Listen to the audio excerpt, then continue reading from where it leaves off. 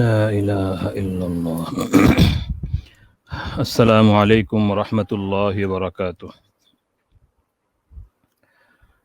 الحمد لله وكفى وسلام على عباده الذين اصطفى أما بعد الحمد لله আল্লাহ রাব্বুল আলামিনের ফজল করম আমরা একটি সুন্দর মজলিসে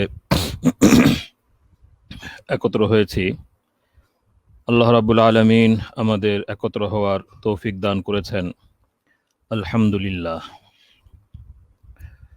আজকের মুহাদারার বিষয়বস্তু ইসলামী দাওয়ার কিছু বৈশিষ্ট্য। তো এই সম্পর্কে আমার বন্ধুরা আমাকে কিছু কথা বলার অনুরোধ করেছেন।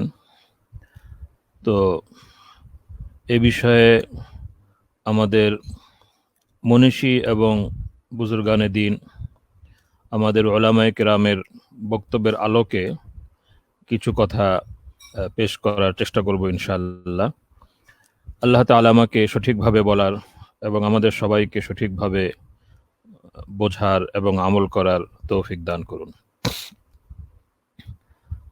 আমাদের যে শিরোনাম ইসলামী দাওয়া কিছু মৌলিক বৈশিষ্ট্য, এটা অত্যন্ত বিস্তৃত ও গভীর শিরোনাম। এই বিষয়ে অনেক লম্বা আলোচনা প্রয়োজন, এবং যেহেতু ইসলামী দাওয়া অত্যন্ত বিস্তৃত একটি বিষয়, তো ইসলামী দাওয়ার কিছু মৌলিক বৈশিষ্ট্য আলোচনা করতে গেলেও অনেক বিস্তৃত এবং বিস্তারিত আলোচনা করা প্রয়োজন। তারপরেও অল্প সময়ে আমরা কিছুটা ধারণা নেওয়ার চেষ্টা করব যে আসলে ইসলামী দাওয়া এর মৌলিক কিছু বৈশিষ্ট্য সম্পর্কে কিছু ধারণা, কিছু আলোচনা করার চেষ্টা করব ইনশাআল্লাহ, যাতে করে এই বিষয়টি সম্পর্কে আমাদের জানাশোনা এবং এই বিষয়ে আরও জ্ঞান অর্জন করার এবং এই বিষয়ে কোরআন ও সুন্নাহর যে দিক নির্দেশনা রয়েছে সেই নির্দেশনা অনুসারে আমল করার আগ্রহ ও প্রেরণা যেন আমাদের মধ্যে জাগ্রত হয়। তো ইসলামী দাওয়ার মৌলিক বৈশিষ্ট্য তো বিভিন্নভাবে আলোচনা করা যায়। তো আজকের আলোচনায় প্রথম যে বৈশিষ্ট্যটি আলোচনা করতে চাই সেটি হলো ইসলামী দাওয়া এটি একটি দ্বীনি কাজ। এটা হলো ইসলামী দাওয়ার অত্যন্ত গুরুত্বপূর্ণ একটি বৈশিষ্ট্য। এটা হয়তো আমরা সবাই জানি এবং আমাদের সবারই এ বিষয়ে মোটামুটি জানা আছে যে ইসলামী দাওয়া একটি দ্বীনি কাজ। তারপরও বিষয়টি একটু গভীরভাবে বোঝার চেষ্টা করা, এই উদ্দেশ্যেই এই বিষয়টি নিয়ে একটুখানি আলোচনা করতে চাই। যে প্রথম বিষয়টা হলো যে দ্বীনি কাজ এবং জাগতিক কাজের মধ্যে কি পার্থক্য। জাগতিক কাজকর্ম আমরা অনেক করে থাকি এবং জাগতিক কাজকর্মের মধ্যেও অনেক ভালো কাজ রয়েছে, যে কাজগুলো প্রয়োজনীয়, যে কাজগুলো মানুষের জন্য কল্যাণকর, এবং সে কাজগুলোতে যদি মানুষের কল্যাণ, সেবা এবং উপযোগী ভালো নিয়ত করা যায় এবং আল্লাহ পাকের সন্তুষ্টির উদ্দেশ্য যদি সেখানে কার্যকর থাকে, তাহলে সেটাও একটা সওয়াবের কাজ হিসেবে গণ্য হয়। কিন্তু মৌলিকভাবে একটি হলো দ্বীনি কাজ, একটি হলো জাগতিক কাজ। জাগতিক কাজ যেরকম আমাদের যে দাওয়া, ইসলামী দাওয়া, এই দাওয়ার মূল বিষয় তো হলো পৌঁছানো, জানানো, শেখানো, চর্চা এবং অনুশীলন করানো, এই ধরনের বিষয়গুলো দাওয়ার অন্তর্ভুক্ত। তো এই ধরনের জানানো, শেখানো, চর্চা, অনুশীলন করানো, এই ধরনের কাজগুলো কিন্তু জাগতিক বিভিন্ন ক্ষেত্রেও হয়ে থাকে। যেমন মনে করুন কৃষি একটা গুরুত্বপূর্ণ বিষয়। তো কৃষি সম্পর্কে মানুষকে সচেতন করা, মানুষকে এ সম্পর্কে জানানো, এর উপযোগী এবং ভালো পন্থা পদ্ধতি সম্পর্কে মানুষকে প্রশিক্ষণ দেয়া, তাদেরকে শিক্ষিত করে তোলা, সচেতন করে তোলা, যেন তারা ভালোভাবে এই কাজটি সম্পন্ন করতে পারে এবং এখান থেকে ভালো সুফল পেতে পারে, এটাও একটা ভালো কাজ। কিন্তু এটা হলো একটি জাগতিক কর্ম, মানে এর মাধ্যমে আমাদের জাগতিক প্রয়োজন পূরণ করাটাই হলো মুখ্য। এর লক্ষ্য উদ্দেশ্য হলো আমাদের জাগতিক প্রয়োজন পূরণ করা। তো এরকম বিভিন্ন অঙ্গনে হতে পারে, বিভিন্ন ক্ষেত্রেই হতে পারে যে আমাদের জাগতিক প্রয়োজনসমূহ পূরণ করার উদ্দেশ্যে যে সকল কাজকর্ম হয়ে থাকে সেগুলোকে আমরা বলি জাগতিক কাজ। এবং এই কাজগুলো ভালো হতে পারে যদি এগুলো ভালো পন্থা ভালো পদ্ধতি অনুসরণ করা হয় এবং সেটা মানুষের জন্য কল্যাণকর হয়, তাহলে সেটাও একটা ভালো কাজ। তো কিন্তু এটা হলো জাগতিক কাজ। আর আরেকটি হলো দ্বীনি কাজ। দ্বীনি কাজ মানে কি? দ্বীনি কাজ মানে যেখানে মূল উদ্দেশ্যই হয়, কাজের মূল উদ্দেশ্যই হয় আখিরাতের নাজাত, আখিরাতের মুক্তি, আল্লাহ রাব্বুল আলামিনের নৈকট্য, সওয়াব, আল্লাহ পাকের পক্ষ থেকে আজর ও সওয়াবের অধিকারী হওয়া, গুনাহ থেকে বেঁচে থাকা। যে বিষয়গুলোর আদেশ কোরআন এবং সুন্নায় পরিষ্কারভাবে করা হয়েছে এবং যে বিষয়গুলোর প্রতি মানুষকে উৎসাহিত করা হয়েছে, যেগুলো দ্বীন এবং ধর্মের অংশ, যেগুলোকে দ্বীনি কাজ হিসেবে আমরা করে থাকি, সওয়াবের কাজ হিসেবে, আখিরাতের পুণ্যের কাজ হিসেবে, যেগুলো আখিরাতের সঞ্চয় হিসেবে যেগুলো আমরা করে থাকি, এগুলোই হলো দ্বীনি কাজ। তো এখন যে ইসলামী দাওয়া, এটাও কিন্তু দ্বীনি কাজ। জাগতিক যে কাজকর্ম আমাদের জাগতিক প্রয়োজন পূরণ করবার জন্য যে সকল কাজকর্ম করা হয়ে থাকে, সেই সকল কাজের নিয়ম পদ্ধতি, এগুলোর মৌলিক সূত্র হচ্ছে পরীক্ষা নিরীক্ষা, মানুষের অভিজ্ঞতার আলোকে যে পন্থা যে পদ্ধতি বেশি উপযোগী মনে হয়, কল্যাণকর মনে হয়, সেই পন্থা এবং পদ্ধতি মানুষ গ্রহণ করে থাকে। তো সেখানে জাগতিক কাজকর্মের ক্ষেত্রে মৌলিকভাবে পন্থা পদ্ধতি এগুলো এর সূত্র হচ্ছে মানুষের পরীক্ষা নিরীক্ষা, মানুষের অভিজ্ঞতা, মানুষকে আল্লাহ পাক যে জ্ঞান বুদ্ধি দান করেছেন, বিচার বিবেচনা শক্তি দান করেছেন, সেই শক্তি ব্যবহার করে পরীক্ষা নিরীক্ষার মাধ্যমে সে তার জাগতিক প্রয়োজন পূরণ করবার জন্য ভালো থেকে ভালো পন্থা, উত্তম থেকে উত্তম, কল্যাণ থেকে কল্যাণকর পন্থা সে উদ্ভাবন করার চেষ্টা করে থাকে। তো এটা হলো মানুষের পরীক্ষা নিরীক্ষা এবং মানুষের অভিজ্ঞতা নির্ভর কাজকর্ম। তো এই ক্ষেত্রেও শরীয়তের বিধান রয়েছে, শরীয়তের মৌলিক কিছু নীতি ও বিধান রয়েছে। সেই নীতি এবং বিধানগুলো অনুসরণ করে মানুষ তার জাগতিক প্রয়োজনসমূহ পূরণ করতে পারে এবং এক্ষেত্রে তার পরীক্ষা নিরীক্ষা এবং উদ্ভাবন থেকে সে তার কাজের পন্থা পদ্ধতি ইত্যাদি আহরণ করতে পারে। কিন্তু দ্বীনি কাজ যেটা, দ্বীনি কাজের নিয়ম কানুন, পন্থা পদ্ধতি, এই সকল বিষয় কিন্তু আহরিত হয় সরাসরি কোরআন এবং সুন্নাহ থেকে, শরীয়তের দলিল প্রমাণ থেকে। তো এখানে একটা গুরুত্বপূর্ণ পার্থক্য হয়ে যায় যে দ্বীনি কাজগুলো যেটা শরীয়তের বিধান, শরীয়তের আদেশ, যেটা আল্লাহ পাকের সন্তুষ্টির জন্য, আল্লাহ পাকের নৈকট্য অর্জন করবার জন্য, সওয়াব হাসিল করবার জন্য, আখিরাতের নাজাতের জন্য, সালাহ এবং ফালাহ অর্জন করবার জন্য যে কাজগুলো করা হয়, ধর্মীয় কাজ, সেগুলোর মূল সূত্র কিন্তু কোরআন এবং সুন্নাহ এবং শরীয়তের দলিল প্রমাণ, সেখান থেকেই তা আহরণ করতে হয়। তো আমাদের যে দাওয়াতুল ইসলামিয়া, ইসলামী দাওয়া, এটা কিন্তু এই অর্থে জাগতিক কাজ নয়, বরং এটা হলো দ্বীনি কাজ, ধর্মীয় কাজ। তো এটা একটা গুরুত্বপূর্ণ বিষয়। এই জন্য আমরা দেখি যে ইসলামী দাওয়া সংক্রান্ত কোরআন এবং সুন্নাহ নুসুস যখন আমরা পাঠ করি, তখন সেখানে এই দ্বীনি বৈশিষ্ট্যগুলো সেখানে দেখতে পাই যে কোরআন এবং সুন্নায় এই কাজের আদেশ করা হয়েছে এবং শরীয়তের পক্ষ থেকে মানুষ এই কাজের দায়িত্বপ্রাপ্ত, মানুষ এই কাজে আদিষ্ট, মানুষকে কাজ করতে হবে, দাওয়াহ এর কাজ করতে হবে, তাবলীগ এর কাজ করতে হবে, তালিম এর কাজ করতে হবে, তাতবীক এর কাজ করতে হবে, আমর বিল মারুফ নাহি আনিল মুনকারের কাজ করতে হবে। এই বিষয়গুলো শরীয়তের পক্ষ থেকে দায়িত্ব কর্তব্য হিসেবে অর্পিত হয়েছে। এবং কোরআন এবং সুন্নাহ নুসুস আমরা যদি পাঠ করি তাহলে দেখতে পাই যে এই সকল কাজের সওয়াব উল্লেখিত হয়েছে এবং এই সকল কাজ যদি না করা হয় তাহলে সেটার জন্য দুনিয়া এবং আখিরাতে শাস্তির উল্লেখ হয়েছে। ঠিক তেমনিভাবে এই সকল কাজের অনেক নিয়ম নীতি, অনেক বিধান কোরআন এবং সুন্নায় উল্লেখিত হয়েছে। একইভাবে এই সকল কাজের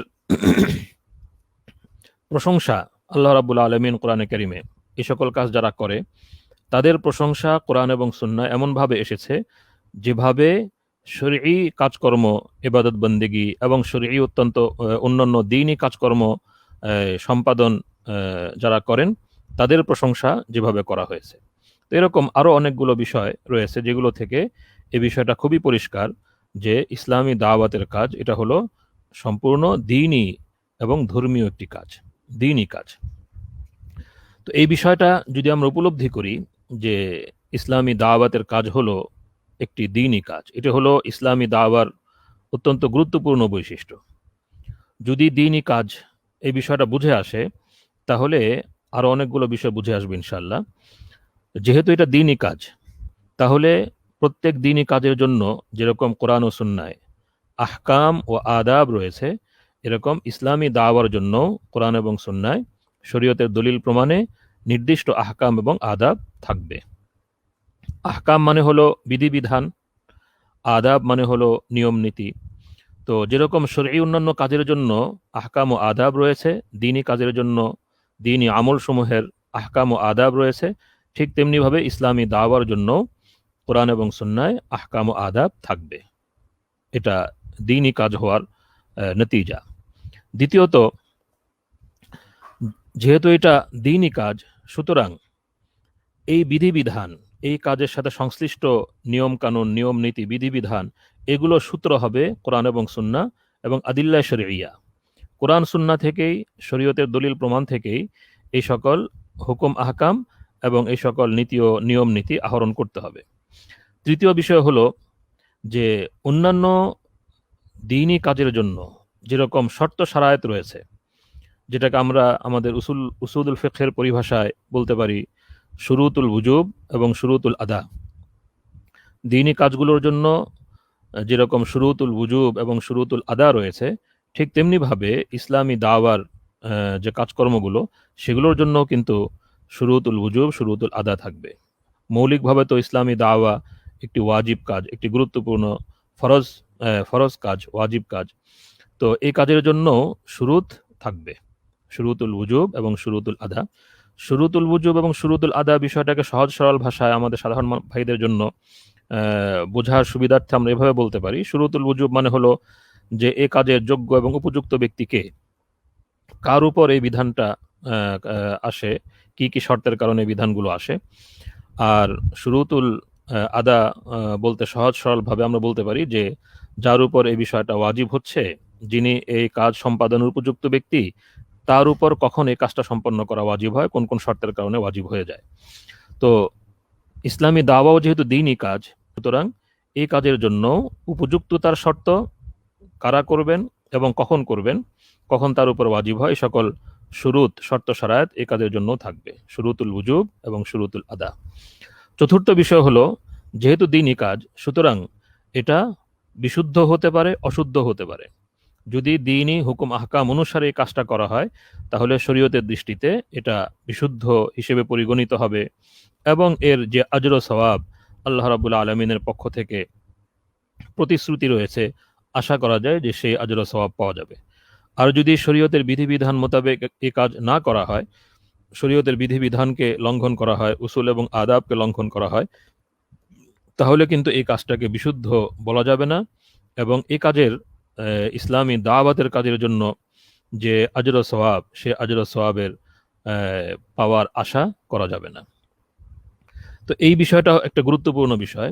তো যদি আমরা উপলব্ধি করি যে এই পুরো বিষয়টা যদি মোটামুটি বুঝে আসে, তাহলে আমাদেরকে বুঝতে হবে যে ইসলামী দাওয়াতের কাজ, এর অনেক বিস্তৃতি, এর অনেকগুলো শাখা প্রশাখা রয়েছে, অনেকগুলো মৌলিক বিভাগ রয়েছে। সেগুলো সম্পর্কে গত মুহাদারায় কিছু কথা বলা হয়েছিল, যার সারসংক্ষেপ ছিল যে দাওয়ার যে বিস্তৃতি, সেই বিস্তৃতি অনুসারে দাওয়াতকে তাবলীগ, তালিম, তাতবীক এই তিন ভাগে ভাগ করা যায়। দ্বীনের বিধিবিধানকে পৌঁছে দেওয়া, সেগুলো শিক্ষাদান করা এবং সেগুলো চর্চা এবং অনুশীলনে নিয়ে আসার চেষ্টা করতে থাকা। এই যে গোটা বিষয়টা, এই সবগুলো বিষয়ই দাওয়ার এক একটি অঙ্গন, এক একটি ভাগ, এক একটি বিভাগ। তো এই যে বিভিন্ন বিষয়, দাওয়ার যে বিভিন্ন অঙ্গন, এই বিভিন্ন অঙ্গনের জন্য যে শরঈ বিধিবিধান রয়েছে, নীতিমালা রয়েছে, সেই সকল নীতিমালা সম্পর্কে আমাদেরকে জানতে হবে। যখন আমরা বুঝতে পারলাম যে দাওয়া একটি দ্বীনি কাজ এবং দ্বীনি কাজের অর্থ কি, এই বিষয়টাও যখন মোটামুটি আমাদের সামনে পরিষ্কার হলো, তো এখন আমাদের যেটা কর্তব্য সেটা হলো যে দাওয়া সংক্রান্ত, সেটা তাবলীগ হোক, তালিম হোক, তাতবীক হোক, যে কোনো অঙ্গনের বিষয় হোক না কেন, দাওয়া সংক্রান্ত শরীয়তের যে আহকাম এবং আদাব রয়েছে, বিধিবিধান এবং নিয়ম নীতি রয়েছে, সেগুলো সম্পর্কে আমাদেরকে জানতে হবে। সেগুলো জানা আমাদের জন্য অপরিহার্য। সেগুলো যদি আমরা না জানি তাহলে তো আসলে এই যে দ্বীনি কাজটা সেটা আমাদের পক্ষে আহ, পালন করা সম্ভব হবে না, সঠিক পন্থায় পালন করা সম্ভব হবে না। আর যদি সঠিক পন্থায় আমরা সে কাজটা করতে না পারি তাহলে এর যে সুফল এবং এর যে আজর সওয়াব, সেই আজর সওয়াবের প্রত্যাশা করাও তো আসলে ভুল হবে। তো আমাদের যারা দাওয়া সংক্রান্ত আলাপ আলোচনা করেছেন এবং আমাদের উলামা উদ্দাওয়া, তারা এই বিষয়টা খুবই গুরুত্বের সাথে আলোচনা করেছেন এবং চারপাশের বিভিন্ন আহ, আচার আচরণ এবং চারপাশের বিভিন্ন তৎপরতা যেগুলো এই মূলনীতি পরিপন্থী, ওই সকল তৎপরতা সম্পর্কেও কিন্তু তারা খুবই দুঃখ বেদনা ইত্যাদির প্রকাশ করেছেন যে দাওয়ার কাজ, কিন্তু দাওয়া কাজটাকে সঠিকভাবে বোঝা হচ্ছে না। এটা যে দ্বীনি কাজ এবং এটার জন্য যে শরীয়তের আহকাম এবং আদাব রয়েছে, সেই আহকাম এবং আদাব যে জানতে হয়, শিখতে হয় এবং সে অনুসারে সে কাজটা সম্পন্ন করতে হয়, এ সম্পর্কে ব্যাপকভাবে সচেতনতার অভাব মানুষের মধ্যে লক্ষ্য করা যায়। এই বিষয়টা তারা বারবার আলোচনা করেছেন। আমি একটি দুটি নস আপনাদের সামনে পেশ করব ইনশাআল্লাহ, যে আমাদের উলামা উদ্দাওয়া এই বিষয়টাকে উপস্থাপন করেছেন। খুব বেশি লম্বা আলোচনার তো সুযোগ নেই, আমি দুই একটি উদ্ধৃতি পাঠ করছি। আমার সামনে একটি কিতাব আছে, আল মাদখাল ইলা ইলমি দাওয়া।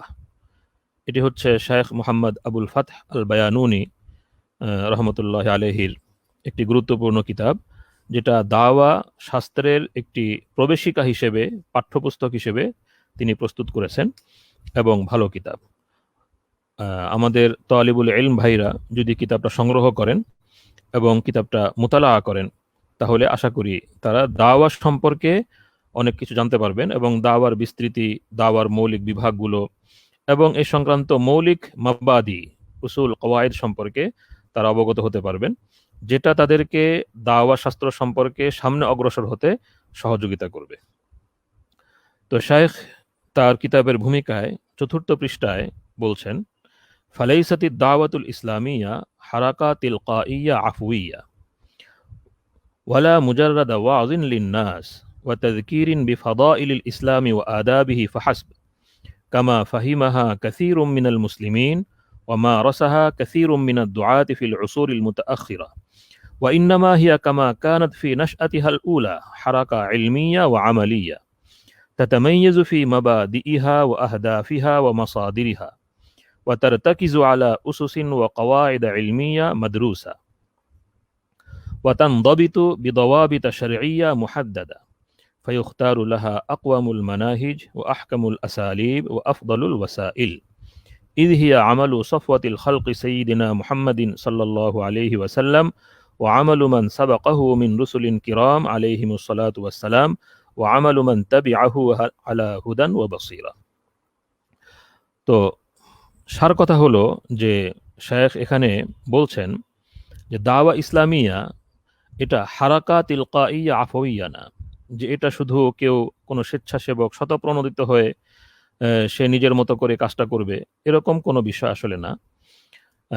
যে এখানে কোনো দায় দায়িত্বের বিষয় নেই, কোনো কর্তব্যের বিষয় নেই, কোনো নিয়ম কানুনের বিষয় নেই, বরং এটা হলো প্রত্যেকে নিজের পক্ষ থেকে স্বতঃপ্রণোদিত হয়ে সে নিজের মতো করে নিজের ইচ্ছা মতো সে কাজটা করবে। আসলে আর দাওয়াতুল ইসলামিয়া এরকম কাজ নয়। এটা শুধু মানুষকে ওয়াজ নসিহত করার নামও নয়, আবার এটা শুধু ইসলামের কিছু ফজিলত, ইসলামের বিভিন্ন আমলের ফজিলত বয়ান করা, শুধু এইটুকু দাওয়া নয়, যেমনটা অনেকেই মনে করে থাকেন এবং যেমনটা বাস্তবেই অনেক দায়ী যার অনুসরণ করে থাকেন। তো এটা তো হলো একটি হারাকা ইলমিয়া ও আমালিয়া, এটা একটা গুরুত্বপূর্ণ বিষয়। যা দাওয়া ইসলামিয়া এটা হলো হারাকা ইলমিয়া ও আমালিয়া। এখানে পঠন পাঠন, অধ্যয়ন অধ্যাপনার বিষয় রয়েছে, পড়াশোনার বিষয় রয়েছে, শিখা এবং শেখানোর বিষয় রয়েছে এক। দ্বিতীয়ত এটা বাস্তব ময়দানে এটাকে প্রয়োগ করার বিষয় রয়েছে। তো এটা হলো ইলমি এবং আমালি একটি হারাকা, একটি কর্মতৎপরতা, যেখানে জ্ঞানগত দিকও রয়েছে, পঠন পাঠনের বিষয় রয়েছে, শেখানোর বিষয় রয়েছে, অধ্যয়ন অধ্যাপনার বিষয় রয়েছে, ঠিক তেমনিভাবে যেখানে আমল এবং কর্মগত এবং প্রায়োগিক বিভিন্ন বিষয়ও এখানে রয়েছে। আর এটি এমন একটি বিষয়, এমন একটি আমল, এমন একটি আমলে সালেহ, এমন একটি দ্বীনি কাজ, যে দ্বীনি কাজের উসুল কাওয়াইদ রয়েছে, এর মুমতাজ এবং আলাদা উসুল ও কাওয়ায়েদ রয়েছে, এবং যে উসুল ও কাওয়ায়েদগুলো শিখতে হয়, জানতে হয়। যেরকম মনে করুন, এটা তো আসলে আল ফিকহুল ইসলামের একটি অংশ।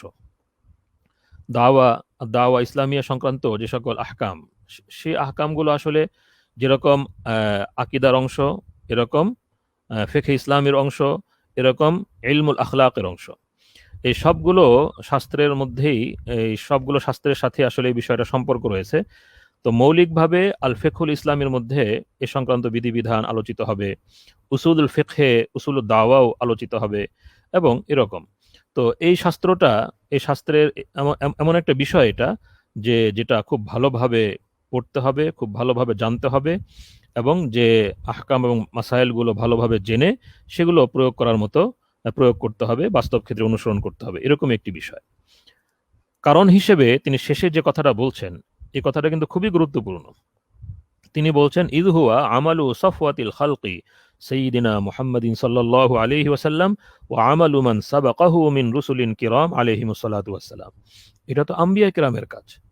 তো আম্বিয়া কিরামের কাজ যেটা, সেটা তো সর্বোচ্চ গুরুত্বপূর্ণ কাজ, সর্বশ্রেষ্ঠ কাজ, এবং সবচেয়ে সুবিন্যস্ত এবং সবচেয়ে সুন্দর কাজ। এই কাজটাই কি এমন যে এই কাজটা যে কেউ তার মতো করে করতে পারে? এই কাজটা কোনো রকম জানাশোনা ছাড়া, কোনো রকম পঠন পাঠন ছাড়া, কোনো রকম শেখানো ছাড়াই এই কাজটা আত্মস্থ করে ফেলতে পারবে? দুনিয়ার সকল কাজ শিখতে হয়, কিন্তু আম্বিয়া কেরামের কাজটা এমন কাজ হয়ে গেল, এত হালকা কাজ হয়ে গেল, যে কাজটা শেখার কোনো প্রয়োজন নেই, যে কাজের সুনির্দিষ্ট কোনো নীতি ও বিধান নেই, যে কাজের উসুল ও আদাব নেই, এই কাজটা এমন কাজ হয়ে গেল। নাউজুবিল্লাহ মিন যালিক। এটা তো সবচেয়ে গুরুত্বের দাবিদার। তো হযরত এই কথাটা এখানে বলেছেন। আমাদের উপমহাদেশের যারা ওলামায়ে কেরাম, তারাও কিন্তু এই কথাটা বলে গেছেন এবং বারবার বলেছেন, বিভিন্ন জায়গায় বলেছেন। আমি এখানে হযরত মাওলানা মুফতি মোহাম্মদ শফি রহমতুল্লাহ আলাইহির একটি আলোচনা এখান থেকে ছোট্ট একটা উদ্ধৃত উল্লেখ করব। এটা মূলত আরেকটি কিতাব, দাওয়াত তাবলীগ উসুল ও আদাব। এটা তাফসিরে মারিফুল কোরআন থেকে হযরত মাওলানা মুফতি মোহাম্মদ শফি রহমতুল্লাহ আলাইহির যে তাফসিরে মারিফুল কোরআন, তাফসিরে মারিফুল কোরআন থেকেই এই কিতাবটি সংকলিত হয়েছে। দারুল উলুম করাচির দাওয়া এবং ইরশাদ বিভাগের ছাত্ররা হযরত মাওলানা মুফতি মোহাম্মদ রফি উসমানী সাহেব হাফিজাহুল্লাহ তাআলা ওয়া রাআহু এর তত্ত্বাবধানে এবং ইশরাফে এই কিতাবটি সংকলন করেছেন। সহজ সরল কিতাব। মনে হয় যে আমাদের তালিবুল ইলম ভাইরা যদি কিতাবটা সংগ্রহ করেন এবং পড়েন, তাহলে দুই রকমের ফায়দা হবে। এক ফায়দা হলো যে যেহেতু এটা তাফসিরে মারিফুল কোরআন থেকে সংকলন করা হয়েছে, তাহলে উলুমুল কোরআনের সাথেও তাদের একটা সম্পর্ক হবে। দ্বিতীয়ত, এখানে নির্বাচন করা হয়েছে দাওয়া সংক্রান্ত মৌলিক কিছু আয়াত, এবং সেই আয়াতে তাফসিরে মারিফুল কোরআনে যে আলোচনা রয়েছে, সেই আলোচনাটা এখানে সংকলন করা হয়েছে। তাহলে একটা বিষয়ভিত্তিক দেরাসাও কিন্তু হচ্ছে, যে কোরআনে কারিমে দাওয়া সংক্রান্ত যে আয়াতগুলো, সেই আয়াতগুলো আমরা হযরত মাওলানা মুফতি মোহাম্মদ শফি রহমতুল্লাহ আলাইহির কিতাব থেকে পড়ে নিচ্ছি। তাহলে উলুমুল কোরআন সংক্রান্ত একটি মুতালাও আমাদের হয়ে যাবে, পাশাপাশি দাওয়া সংক্রান্ত মুতালাও হবে, এবং উলুমুল কোরআন সংক্রান্ত যে মুতালা, সেটা হবে একটা মুতালা মৌদুইয়া, একটা বিষয়ভিত্তিক মুতালা হয়ে যাবে ইনশাআল্লাহ। এই জন্য যদি আমাদের তালিবুল ইলম ভাইরা এই কিতাবটা সংগ্রহ করেন, দাওয়াত তাবলীগ উসুল ও আদাব, তাহলে আশা করি ইনশাআল্লাহ তাদের জন্য, এবং মোতালা করেন, তাহলে ফায়দা হবে। তো এই কিতাবের 41 নম্বর পৃষ্ঠায় হযরত লিখেছেন, একটি প্রসঙ্গ আলোচনা করার পরে আল্লাহ রাসূল সাল্লাল্লাহু আলাইহি ওয়াসাল্লামের রোম, আজিমুর রোমকে যে চিঠি পাঠিয়েছিলেন, সেই চিঠি এবং এ সংক্রান্ত আলোচনা করার পরে তিনি লিখছেন, तालीमात रसूलुल्लाह सल्लल्लाहु अलैहि वसल्लम पर ध्यान दिया जाए तो हर तालीम व दावत में इसी तरह के आदाब व उसूल मिलेंगे। तालीमात रसूलुल्लाह सल्लल्लाहु अलैहि वसल्लम पर ध्यान दिया जाए तो हर तालीम व दावत में इसी तरह के आदाब व उसूल मिलेंगे। आज कल अव्वल तो दावत इस्लाह और अमर बिल मारूफ व नही अनिल मुनकर की तरफ ध्यान ही ना रहा, और जो इसमें मशगूल भी हैं उन्होंने सिर्फ बहस मुबाहसा और मुखालिफ पर इल्ज़ाम तराशी, फ़िक्र कसने और उसकी तहक़ीर व तौहीन करने को दावत तबलीग समझ लिया है, जो खिलाफ सुन्नत होने की वजह से कभी मुअस्सिर व मुफीद नहीं होता। वो समझते रहते हैं कि हमने इस्लाम की बड़ी खिदमत की और हकीकत में वो लोगों को मुतनफ़िर करने का सबब बन रहे हैं। তো এই আলোচনার হজরতের এই উদ্ধৃতিটার সারসংক্ষেপ হলো যে আল্লাহ রসুল সাল্লাল্লাহু আলাইহি ওয়াসাল্লামের যে তালিমাত, তার যে শিক্ষা নির্দেশনা, এগুলো যদি গভীর মনোযোগ সহকারে পাঠ করা যায় তাহলে দেখা যাবে যে তার প্রত্যেকটি তালিম ও দাওয়াত এর মধ্যেই এই ধরনের উসুল ও আদাব পাওয়া যাবে, যে উসুল ও আদাবগুলো দাওয়াত ও তাবলীগের ক্ষেত্রে, দাওয়াত ও তালিমের ক্ষেত্রে অনুসরণ করা প্রয়োজন। বর্তমান সময়ে তো প্রথমত মানুষের দাওয়াত তাবলীগ এবং আমর বিল মারুফ নাহি আনিল মুনকার এই বিষয়ে মানুষ মনোযোগী নয়, এই বিষয়ে ব্যাপকভাবে উদাসীনতা অবহেলা হয়ে থাকে। দ্বিতীয়ত যারাও কিছুটা এই অঙ্গনে কিছু কাজ করেন তাদেরও অবস্থা হলো এই যে তারা শুধু তর্ক বিতর্ক এবং প্রতিপক্ষের উপর বিভিন্ন রকমের অভিযোগ উত্থাপন এবং বিভিন্ন রকমের কটূক্তি ইত্যাদি করতে থাকা এবং একে অপরের তাহকির ও তাওহীন করতে থাকা, অবমাননা অসম্মান করতে থাকা, এই কাজগুলোই তারা করতে থাকে আর মনে করেন যে তারা ইসলামের অনেক বড় খেদমত করে ফেলছেন, অথচ বাস্তবে ইসলাম থেকে মানুষকে বীতশ্রদ্ধ করার কারণ হচ্ছেন। হযরতের আলোচনাটাও কিন্তু সুন্দর, উপস্থাপনটাও সুন্দর। এটা বলেননি যে তারা বাস্তবে মানুষকে ইসলাম থেকে বীতশ্রদ্ধ করছেন, বরং বলছেন যে বীতশ্রদ্ধ করার কারণ হচ্ছেন। যাই হোক, তো এটা একটা গুরুত্বপূর্ণ বিষয় যে আল্লাহ রসুল সাল্লাল্লাহু আলাইহি ওয়াসাল্লামের সিরাত থেকে, সুন্নাহ থেকে, কোরআনে কারীম থেকে এবং সালাফের জীবন থেকে গভীরভাবে অধ্যয়ন করে দাওয়াহ সংক্রান্ত উসুল ও আদাব, দাওয়াতের নিয়ম কানুন, দাওয়াত সংক্রান্ত মাসাইল, এই বিষয়গুলো জানা এবং বোঝা, উপলব্ধি করা, এটা অত্যন্ত গুরুত্বপূর্ণ বিষয়। তো এটা খুবই মনে রাখার মতো বিষয় যে আমাদের ইসলামী দাওয়া আর দাওয়াতুল ইসলামিয়া এর একটা গুরুত্বপূর্ণ বৈশিষ্ট্য হলো যে দাওয়াতুল ইসলামিয়া হলো একটি দ্বীনি কাজ, যে কাজের আদেশ আল্লাহ রাব্বুল আলামিন কোরআন মজিদে করেছেন, আল্লাহ রসুল সাল্লাল্লাহু আলাইহি ওয়াসাল্লাম যে কাজের ফজিলত বয়ান করেছেন, যে কাজের উপর আমাদের আখিরাতের নাজাত নির্ভর করে, আমাদের দুনিয়া এবং আখিরাতের ফালাহ যে কাজের উপর নির্ভর করে, কোরআনে কারীমে এই কাজের সাথে ফালাহকে যুক্ত করা হয়েছে এবং খুসরান থেকে, ক্ষতিগ্রস্ততা থেকে মুক্তি পাওয়ার জন্য যে শর্তগুলো উল্লেখ করা হয়েছে এর মধ্যে একটি হলো ওয়াতাওয়াসাউ বিল হাক্কি ওয়াতাওয়াসাউ বিস সবর। দাওয়াতের কাজকে ক্ষতিগ্রস্ততা থেকে মুক্তির উপায় হিসেবে উল্লেখ করা হয়েছে। দাওয়াতের কাজ যদি পরিহার করা হয়, বর্জন করা হয়, তাহলে আল্লাহ পাকের পক্ষ থেকে আযাবের হুঁশিয়ারি শোনানো হয়েছে। যারা দাওয়াতের কাজ করেছেন তাদের প্রশংসা কোরআনে কারীমে করা হয়েছে। যারা পূর্বের জাতিসমূহের মধ্যে আমর বিল মারুফ নাহি আনিল মুনকারকে বর্জন করেছে তাদের নিন্দা কোরআন মজিদে করা হয়েছে। এবং আরো গুরুত্বপূর্ণ বিষয় হলো আল্লাহ তাআলা কোরআনে কারীমে খুব বিস্তারিতভাবে আম্বিয়া কেরামের দাওয়া উল্লেখ করেছেন। আম্বিয়া কেরামের যে আলোচনা কোরআনে কারীমে, যেটা কোরআন মজিদের একটা গুরুত্বপূর্ণ বিষয়, আল কাসাস, আম্বিয়া কেরামের যে ঘটনাবলী কোরআনে কারীমে উল্লেখিত হয়েছে, সেই ঘটনাবলীর একটা গুরুত্বপূর্ণ বিষয় কিন্তু আম্বিয়া কেরামের দাওয়াত। তারা কিভাবে দাওয়াত দিয়েছেন, তাদের দাওয়াতের বিষয়বস্তু কি ছিল, তাদের দাওয়াতের উপস্থাপন এবং পন্থা পদ্ধতি কি ছিল, এই বিষয়গুলো কিন্তু কোরআনে কারীমে উল্লেখিত হয়েছে। সুতরাং আমাদেরকে এটা খুব ভালোভাবে বুঝে নিতে হবে যে দাওয়াতুল ইসলামিয়া এটি হলো একটি দ্বীনি কাজ, একটি শরঈ কাজ।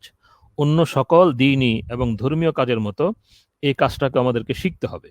এই কাজের যে বিধিবিধান রয়েছে, এই কাজের যে শরঈ নিয়ম নীতি রয়েছে, এই বিষয়গুলো আমাদেরকে শিখতে হবে।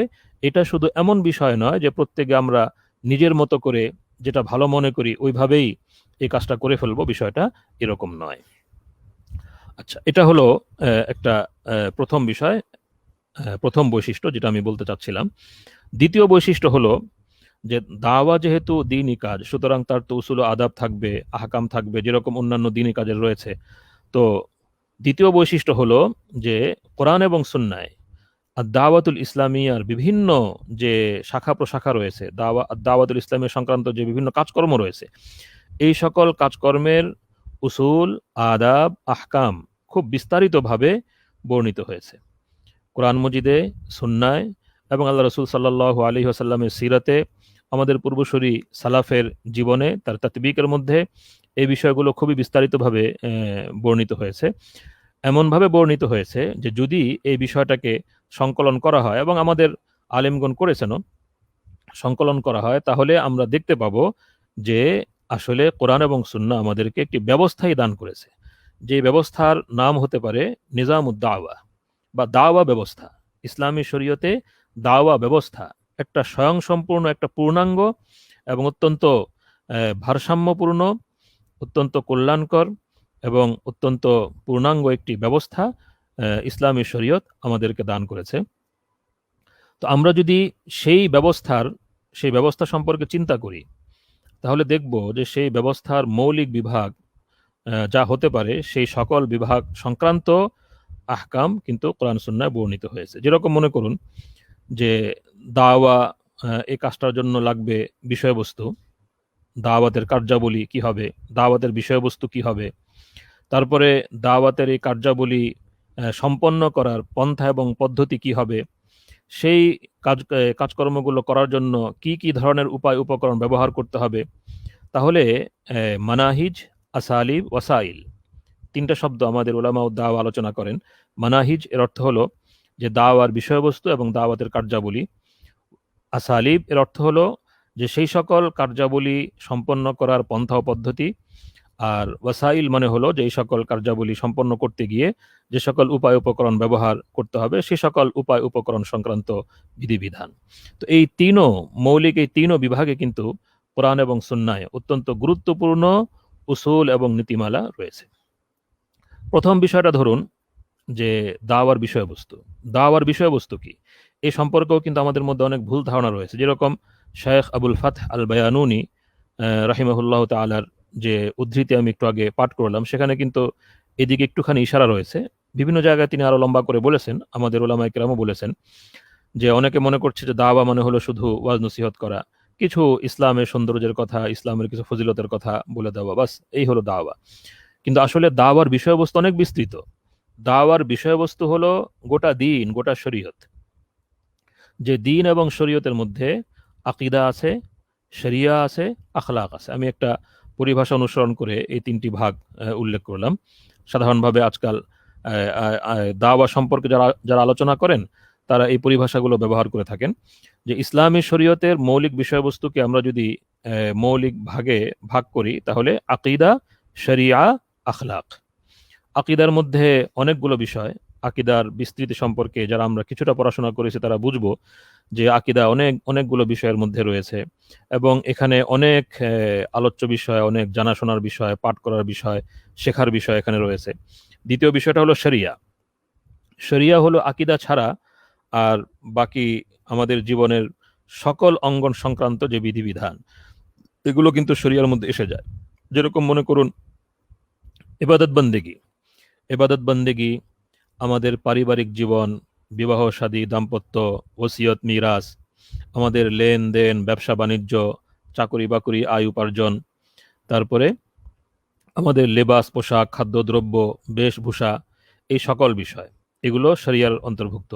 এমনিভাবে বিচার আচার, আইন আদালত, রাষ্ট্রীয় ব্যবস্থাপনা, রাজ্য পরিচালনা, এরপরে মুসলিম অমুসলিমের সম্পর্ক, পরস্পরের অধিকার, এবং এক রাষ্ট্রের সাথে অন্য রাষ্ট্রের সম্পর্ক, পরস্পর অধিকার, দায় দায়িত্ব, কর্তব্য, এই সংক্রান্ত সকল বিষয় কিন্তু শরিয়ার অন্তর্ভুক্ত, যেটা আমরা আল ফিকহুল ইসলামী এর মধ্যে পাঠ করে থাকি।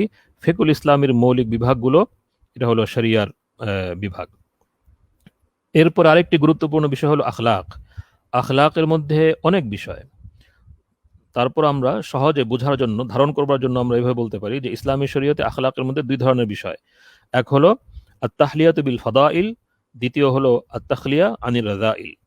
যে ফাদাইল, সৎ স্বভাব, সুন্দর স্বভাব চরিত্র, আচার আচরণ অর্জন করা, আর মন্দ স্বভাব চরিত্র, আচার আচরণ বর্জন করা।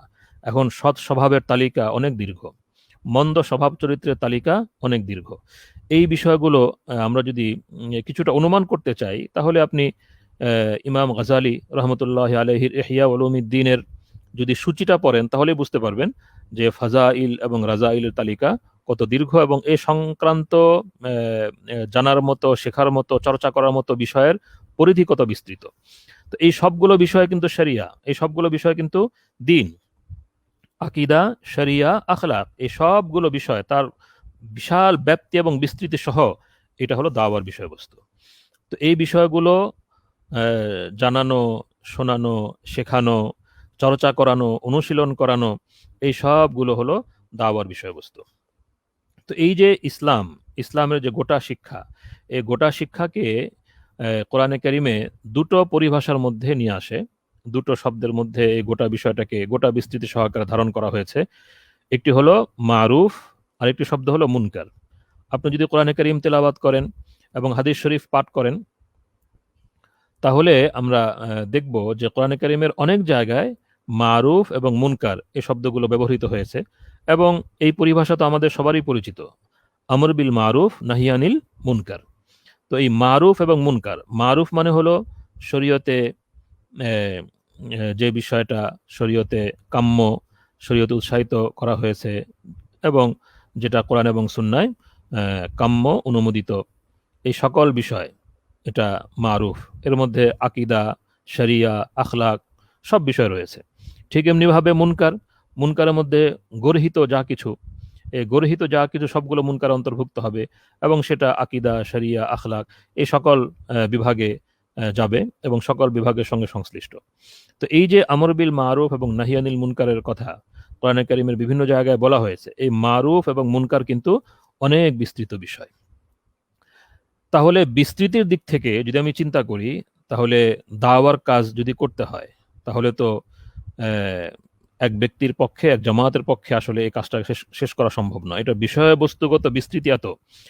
এরপরে মনে করুন শুধু আকিদা, শুধু আকিদার পাঠ, আকিদা শেখানো, আকিদা পৌঁছানো, এই বিষয়গুলো তো শুধু এক পন্থায় হবে না, এটার ক্ষেত্রে আপনাকে বিভিন্ন পন্থা অবলম্বন করতে হবে। এবং কোরআনে কারিমেও আকিদা উপস্থাপনার বিভিন্ন পন্থা অনুসরণ করা হয়েছে। এরকম শরিয়া, শরিয়া শেখাবার জন্য শুধু এক পন্থা যথেষ্ট নয়, বরং এটার জন্য মাদউ, যাকে শেখানো হচ্ছে, যাকে দাওয়াত দেওয়া হচ্ছে, তার অবস্থা, পরিবেশ, পারিপার্শ্বিকতা ইত্যাদি সব বিবেচনা করে বিভিন্ন পন্থা এখানে অবলম্বন করতে হবে, যাতে করে সব শ্রেণীর মানুষ, সব ধরনের মানুষ এই বিষয়গুলো শিখতে পারে, বুঝতে পারে, গ্রহণ করতে পারে। তো বিষয়টা কিন্তু অনেক বিস্তৃত। তো ইসলামী শরীয়তে এই যে আমর বিল মারুফ এবং নাহিয়ানিল মুনকার, মারুফের বিধান, মারুফের আদেশ করার বিধান এবং মুনকার থেকে নিষেধ করার বিধান ব্যাপকভাবে করা হয়েছে। শুধু আমর বিল মারুফ নাহিয়ানিল মুনকারের বিধানই দেয়া হয়নি, বরং আমর বিল মারুফ নাহিয়ানিল মুনকারের বিধান সংক্রান্ত, এ কাজ সংক্রান্ত বহু উসুল ও আদাব ইসলামী শরীয়তে দেয়া হয়েছে। তো সেগুলো আমাদেরকে জানতে হবে। আমরা যদি ইসলামী দাওয়াকে উপলব্ধি করতে চাই, সঠিকভাবে বুঝতে চাই, তাহলে কিন্তু এই বিষয়গুলো আমাদেরকে জানতে হবে, সেই উসুল ও আদাব জানতে হবে। তাহলে আমাদের কাজটা আশা করা যায় যে ইসলামী শরিয়া মোতাবেক হতে পারে। আমি শুধু উদাহরণস্বরূপ দুই একটা আলোচনা এখানে করতে পারি, যে দাওয়াতি কার্যাবলী, দাওয়ার বিষয়বস্তু এবং দাওয়াতি কার্যাবলী সংক্রান্ত ইসলামী শরীয়তের যে বিধিবিধানগুলো রয়েছে, এর মধ্যে এই বিধিবিধানগুলোকে সামনে রেখে যদি চিন্তা করা হয়, তাহলে এই সকল বিধিবিধানের একটা এই সকল বিধান থেকে যে বৈশিষ্ট্য বের হয়ে আসে, এর এক গুরুত্বপূর্ণ বৈশিষ্ট্য হলো আল ইনজিবাত, অর্থাৎ এই বিধানগুলো আপনাকে পালন করতে হবে। আমর বিল মারুফ এবং নাহিয়ানিল মুনকারের ক্ষেত্রে অনেক বিধান রয়েছে, যে বিধানগুলো একজন দায়ীকে পালন করে যেতে হবে, তাকে যদি আমর বিল মারুফ এবং নাহিয়ানিল মুনকারের কাজ করতে হয়। মারুফ মনে করুন, মারুফ সংক্রান্ত বিষয়টাই একটু চিন্তা করুন। মারুফ মানে ভালো কাজ। শরীয়তে কিন্তু ভালো কাজের অনেক স্তর রয়েছে, অনেক শ্রেণী রয়েছে, যে শ্রেণীগুলো সব এক স্তরের নয়। ভালো কাজ বিভিন্ন প্রকারের হয়ে থাকে, বিভিন্ন শ্রেণীর হয়ে থাকে। তো সব প্রকারের ক্ষেত্রে কি আপনার অবস্থান একরকম হবে? সব প্রকারের ক্ষেত্রে কিন্তু আপনার অবস্থান একরকম হবে না। দাওয়াতের ক্ষেত্রে পন্থা এবং পদ্ধতি একরকম হবে না। কোনোটার গুরুত্ব বেশি, কোনোটার গুরুত্ব কম, কোনোটার ক্ষেত্রে দাওয়াতের ক্ষেত্রে বেশি গুরুত্ব দিতে হবে, কোনোটার ক্ষেত্রে অপেক্ষাকৃত কম গুরুত্ব দিতে হবে, এই বিষয়গুলো কিন্তু রয়েছে। আমি এখানে হযরত মাওলানা মুফতি শফি রহমতুল্লাহ আলাইহির একটি ছোট্ট উদ্ধৃতি আপনাদের সামনে পেশ করি, যে দাওয়াতের মানহাজ সম্পর্কে অর্থাৎ কার্যাবলী সম্পর্কে তিনি একটি মূলনীতি উল্লেখ করেছেন। খুবই সহজ সরল ভাষায় কিন্তু খুবই গুরুত্বপূর্ণ একটি মূলনীতি তিনি উল্লেখ করেছেন, যে মারুফের মধ্যেও তো বিভিন্ন পর্যায় রয়েছে। যেরকম ওয়াজিব, ফরজ ওয়াজিব যে বিষয়গুলো সেটাও মারুফ, আবার মুস্তাহাব যে কাজটা সেটাও কিন্তু মারুফ। এখন এই উভয় ধরনের কাজের ক্ষেত্রে কি অবস্থান একরকম হবে, না এখানে আমাকে ভিন্ন ভিন্ন অবস্থান, ভিন্ন ভিন্ন পদ্ধতি অনুসরণ করতে হবে? হযরত লেখেন ৬৬ নম্বর পৃষ্ঠায় তার যে কিতাব দাওয়াত তাবলীগ উসুল ও আদাব, ৬৬ নম্বর পৃষ্ঠায় লিখছেন, सूरा वल असर की आयत और कुंतुम खैर उम्मा वगैरह आयत से नीज़ अहादीस मज़कूरा से उम्मत के हर फर्द पर उसकी कुदरत के मुताबिक अमर बिल मारूफ और नही अनिल मुनकर वाजिब किया जा रहा है। उम्मत सबार उपरेई अमर बिल मारूफ नही अनिल मुनकर वाजिब, तबे तार सामर्थ्य अनुसारे साध्य अनुसारे। लेकिन इसके वजूब में ये तफसील है कि उमूर वाजिबा में मारूफ का अमर और मुनकर से नहीं करना वाजिब, और उमूर मुस्तहब्बा में मुस्तहब है। उमूर वाजिबाते वाजिब विषय एक काजटा वाजिब, अमर बिल मारूफटा वाजिब, किन्तु मुस्ताहब विषय अमर बिल मारूफ वाजिब नय बरং मुस्ताहब। मसलन नमाज पंजगाना फ़र्ज है तो हर शख्स पर वाजिब होगा कि बेनमाजी को नसीहत करे, और नवाफिल मुस्तहब है, इसकी नसीहत करना मुस्तहब होगा। इसके अलावा ये हलो एक मूलनीति उल्लेख करलें, इसके अलावा एक ज़रूरी अदब ये भी पेश नज़र रखना होगा कि मुस्तहब्बात में मुतलक़न नरमी से इजहार करे, और वाजिबात में अव्वला नरमी और न मानने पर सख्ती की भी गुंजाइश है। आजकल लोग मुस्तहब्बात में या मुबाहात में तो सख्ती से रोक टोक करते हैं, लेकिन उमूर वाजिबा और फ़राइज़ के तर्क पर कोई मलामत नहीं करते। এটা হলো উসুল ও আদাব সম্পর্কে অবগতি না থাকার ফল, যে শরীয়তে যে বিষয়টা বেশি গুরুত্বপূর্ণ ছিল সে বিষয়টার গুরুত্ব কমে গিয়েছে, শরীয়তে যে বিষয়টার গুরুত্ব অপেক্ষাকৃত কম সে বিষয়টার গুরুত্ব বাড়িয়ে দেওয়া হয়েছে। এ সংক্রান্ত আরেকটা গুরুত্বপূর্ণ বিষয় আমাদের বোঝা দরকার, সেটা হলো যে মারুফ বা ভালো কাজ তো বিভিন্ন প্রকারের হতে পারে। এক ভালো কাজ হলো যেটা শরীয়তের পক্ষ থেকে সুনির্দিষ্ট। শরীয়ত যেরকম মনে করুন নামাজের আদেশ করেছে এবং নামাজের জন্য সময় নির্ধারিত করে দিয়েছে, 5 ওয়াক্ত নামাজ সময় মতো আদায় করা। তাহলে এখানে নামাজের বিধানও আছে, আবার এই নামাজের জন্য শরীয়তের পক্ষ থেকেই সময় নির্ধারণ করে দেওয়া হয়েছে। এটা একটা বিষয়। আর এরকম আরেকটা বিষয় মনে করুন যে এটা একটা ভালো কাজ এবং অত্যন্ত গুরুত্বপূর্ণ কাজ। আরেকটি ভালো কাজ এটাও যে শরীয়ত তো দিন শিখার, দিনই আলোচনা করার বিধান দান করেছে। দিন শিখতে হবে, দিনই আলোচনা করতে হবে, যেন আমাদের দিনই জ্ঞান প্রজ্ঞা বাড়ে। তো এখন সেটার জন্য সুনির্দিষ্ট কোনো নিয়ম নির্ধারিত করে দেয়নি যে দৈনিক 5 ওয়াক্ত নামাজের মতো 5 ওয়াক্ত দিন শিখতে হবে, এরকম কোনো কথা তো নেই। তো আমরা আমাদের সুবিধা মতো একটা সময় নির্ধারণ করে নিলাম যে আমরা দৈনিক কিছু সময় দিনই আলোচনা করব। সেটা আসরের পরে হতে পারে, মাগরিবের পরে হতে পারে, এশার পরে হতে পারে, সুবিধাজনক যে কোনো সময় হতে পারে, অথবা সপ্তাহে একদিন আমরা দিনই মুজাকারা করব। তো এখানে পার্থক্যটা দেখুন, এটাও কিন্তু ভালো কাজ। আপনি সপ্তাহে একদিন একত্র হয়ে দিনই আলোচনা করছেন। দিনই আলোচনা করা মূল বিষয়টা শরীয়তের নির্দেশ, কিন্তু এই বিষয়ের জন্য যে সময়টা নির্ধারণ করা হয়েছে সেই সময়টা কিন্তু শরীয়তের পক্ষ থেকে নির্ধারিত নয়, বরং সেটা আমরা আমাদের সুবিধা মতো নির্ধারণ করে নিয়েছি। এটা মুবাহ, এটা জায়েজ, এতে কোনো অসুবিধা নেই। তো এটাও একটা ভালো কাজ যে আমরা সপ্তাহে ওই সময় একত্র হলাম, ওই সময় একত্র হয়ে দিনই মুজাকারা করলাম। কিন্তু এই দুই ভালো কাজ, ওই যে 5 ওয়াক্ত নামাজের যে ওয়াক্ত, এই ওয়াক্তটা শরীয়তের পক্ষ থেকে নির্ধারিত, আর আমার দিনই মুজাকারার জন্য সপ্তাহে যে সময়টা নির্ধারণ করেছি এটা আমরা নির্ধারণ করেছি। এখন এই দুই সময় এই 2 সময়ের পাবন্দি করা বা 2 সময়ের অনুসরণ করা দুইটাই কিন্তু ভালো কাজ। সেটাকেও অনুসরণ করতে হবে, আর এটাকে অনুসরণ করলে কোনো অসুবিধা নাই। এটাকে অনুসরণ করলে ভালো একটা ব্যবস্থাপনার মধ্যে আমাদের দ্বীনি চর্চাটা অগ্রসর হতে থাকবে। কিন্তু এই 2টা কি এক পর্যায়ের? 2টা কিন্তু এক পর্যায়ের না। দেখুন, প্রথম যে বিষয়টা সেটা হলো সরাসরি শরীয়তের নির্দেশ।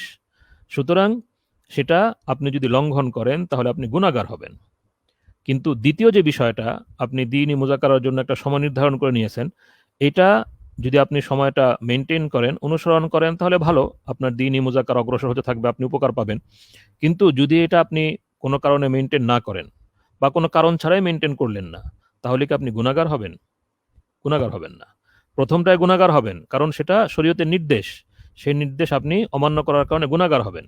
কিন্তু দ্বিতীয় বিষয়টা সরাসরি শরীয়তের নির্দেশ না, এটা আমরা ব্যবস্থাপনাগত একটা বিষয় বানিয়ে নিয়েছি।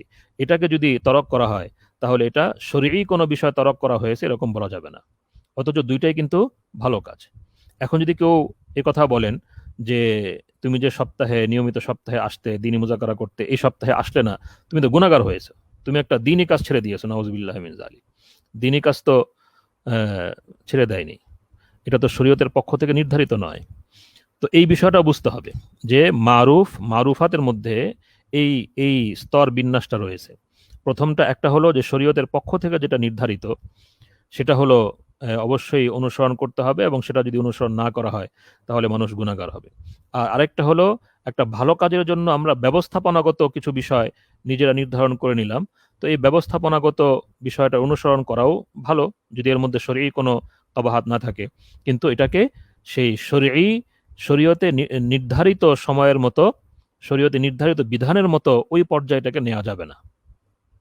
ওই পর্যায়ে যদি নেওয়া হয় তাহলে তো এটা বিদআতে পরিণত হবে। এই এই যে বিষয়টা, এই বিষয়টা বুঝতে হবে। এই স্তর ভেদ কিন্তু আপনার আপনার সামনে রাখতে হবে যদি আপনি গুলু থেকে বাঁচতে চান। যদি এই স্তর বিন্যাস আপনার সামনে না থাকে তাহলে দেখা যাবে যে অনেক ক্ষেত্রে গুলু হয়ে যাবে।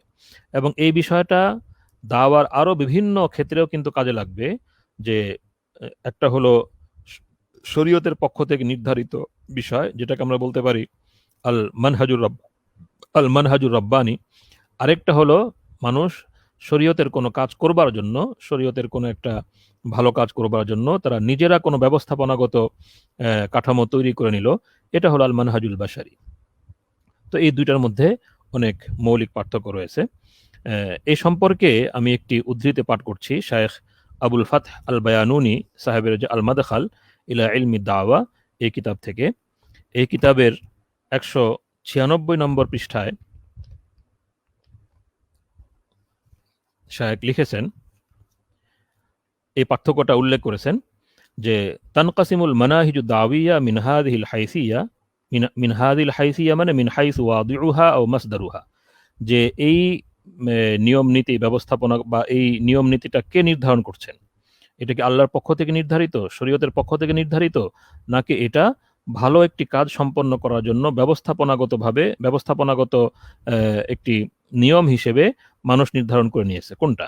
এই দিক থেকে মানহাজ দুই প্রকারের হয়ে থাকে। আল মানাহিজুর রব্বানিয়া ওয়াহিয়াল মানাহিজুল্লাতি ওয়াদাআহা আশ-শারিউ লিহাযিহি দাওয়া আন তারিকিল কুরআনি আও সুন্নাহ ফাহিয়া মানাহিজ মাসুমা আনিল খাতা ওয়া আসলুন লিল মানাহিজিদ দাওয়িয়াতি কুল্লিহা। قال تعالى لكل جعلنا منكم شرعة ومنهاجا. با المناهج البشرية وهي المناهج الدعوية التي يضعها الدعاة والعلماء باجتهادهم في أي جانب من جوانب الدعوة تطبيقا للمناهج الربانية واعتمادا عليها، وذلك بما يتناسب مع زمانهم ويتلائم مع ظروف المدعوين من حولهم. وهي مناهج تحتمل الخطأ والصواب كأي مسألة اجتهادية لا يعدم المجتهد فيها أجرا أو أجرين، وللدعاة أن يأخذ منها أو يتركوا ما شاءوا، اللهم إلا مناهج الخلفاء الراشدين رضوان الله عليهم التي أمرنا بالتزامها والأخذ بها والعض عليها بالنواجذ كما سبق معنا في بيان مصادر الدعوة. তো এই পার্থক্যটা এখানে শায়খ খুব লম্বা করে আলোচনা করেছেন যে একটি হলো আল মানহাজুর রব্বানি আর একটি হলো আল মানহাজুল বাশারি। আল মানহাজুল রব্বানি এবং আল মানহাজুল বাশারি শরীয়তের পক্ষ থেকে নির্ধারিত নিয়ম কানুন, আর শরীয়তের কোনো কাজ সম্পন্ন করবার জন্য মানুষের পক্ষ থেকে নির্ধারিত ব্যবস্থাপনাগত কোনো বিষয়, এই দুই বিষয়ের মধ্যে কিন্তু পার্থক্য করতে হবে। প্রথমটা অবশ্য অনুসরণীয় আর দ্বিতীয়টা অবশ্য অনুসরণীয় নয়। প্রথমটা ছাড়লে গুনাহ হবে, দ্বিতীয়টা ছাড়া যদি শরীয়ত সেটাকে অপরিহার্য করে তাহলে প্রথমটা ছাড়লে গুনাহ হবে, আর দ্বিতীয়টা এটা যেহেতু শরীয়তের পক্ষ থেকে অপরিহার্য নয় তাহলে এটা ছাড়লে কিন্তু গুনাহ হবে না। এটাকে যদি সওয়াব গুনাহের বিষয় বানিয়ে নেওয়া হয় তাহলে কিন্তু বিরাট বিভ্রান্তির সৃষ্টি হবে।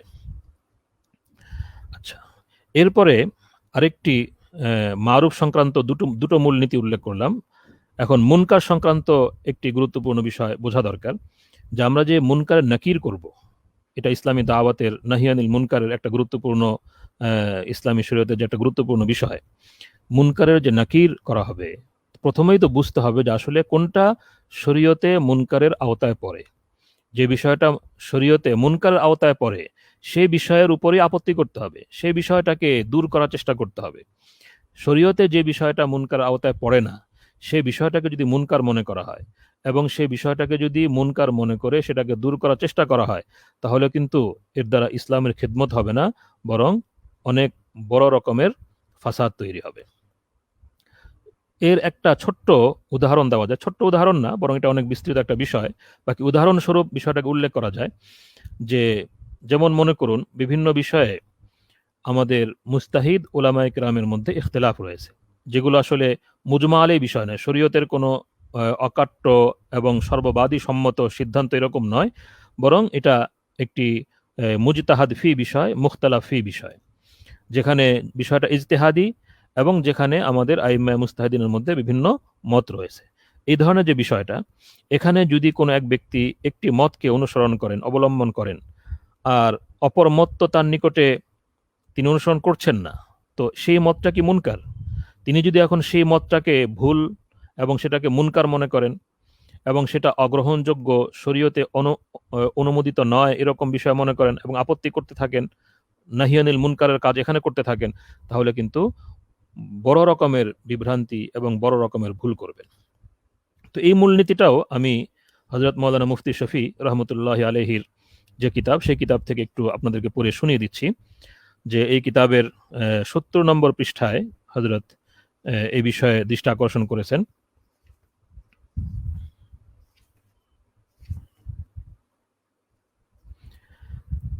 মারুফ এবং মুনকার এই দুই শব্দের আলোচনা করার পরে কাকে বলে মারুফ, কাকে বলে মুনকার, মারুফের মধ্যে কি কি আসে, মুনকারের মধ্যে কি কি আসে, এই বিষয়গুলো আলোচনা করার পরে তো মারুফ তো হলো আসলে করণীয়, কাম্য, অপরিহার্য সবগুলো বিষয়ই।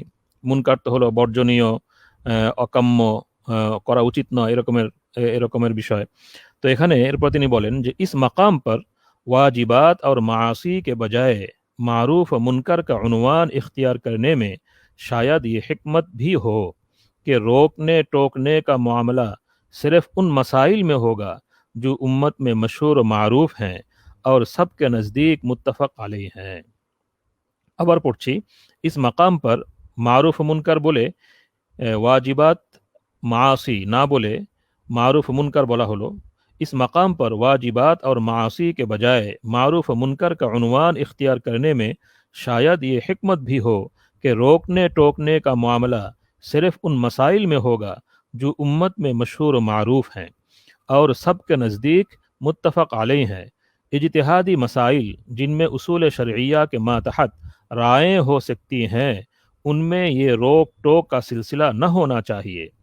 अफसोस है कि आम तौर पर इस हकीमाना तालीम से गफलत बरती जाती है और इज्तिहादी मसाइल को जिदाल का मैदान बनाकर मुसलमानों की जमात को टुकराया जाता है और उसको सबसे बड़ी नेकी करार दिया जाता है और उसके बिलमुकाबिल मुत्तफ़क़ अलैह मासी और गुनाहों से रोकने की तरफ तवज्जो बेहद कम दी जाती है।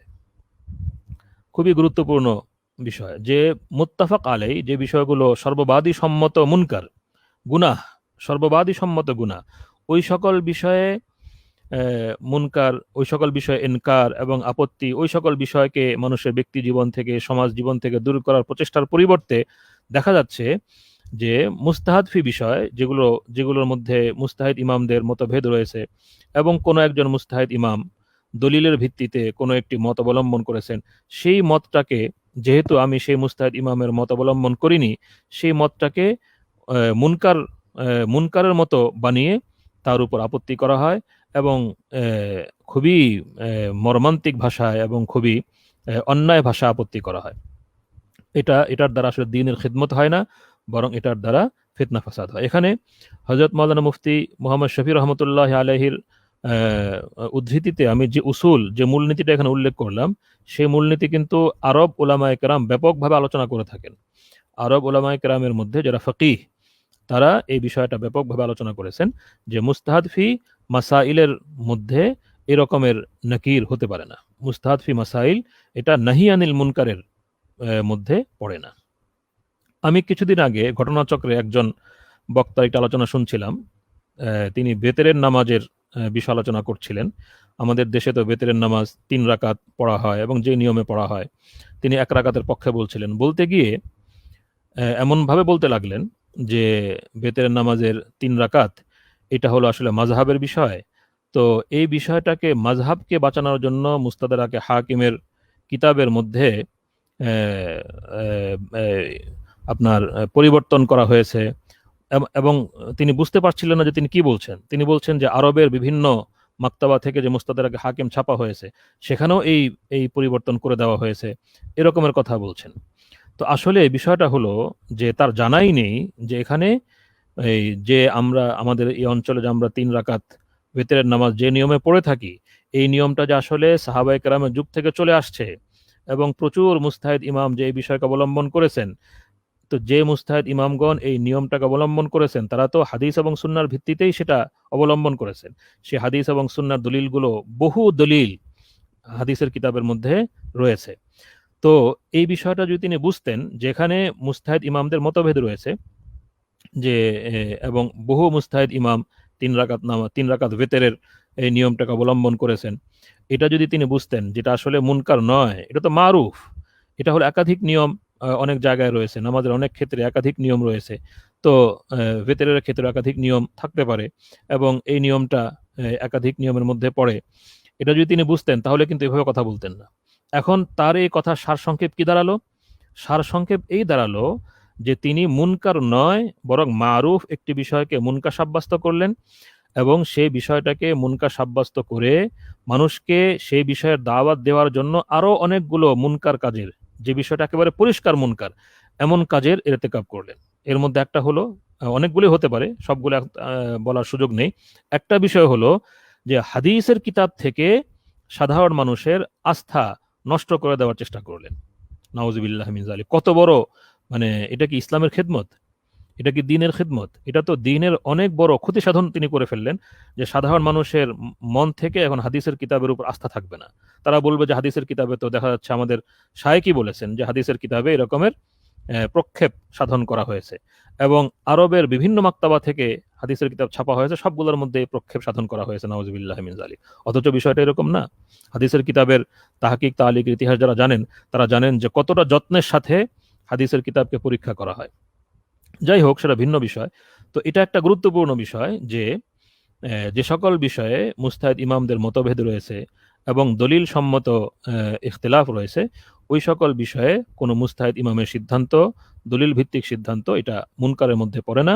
সেই বিষয়টা আপনি যদি অবলম্বন নাও করেন, আপনি যদি অন্য কোনো মুস্তাহিদ ইমামের রায় অনুসরণ করেন, তবুও সেই বিষয়টাকে মুনকার মনে করা এবং মুনকারের মতো সেই বিষয়কে খণ্ডন করার অবকাশ নেই। হ্যাঁ, এখন যদি কেউ কোনো মুস্তাহিদ ইমামের কোনো সিদ্ধান্ত কোনো অঞ্চলে অন্যায়ভাবে প্রচলিত করার চেষ্টা করে, তাহলে তার এই প্রচলন সাধনের চেষ্টাটা হলো মুনকার।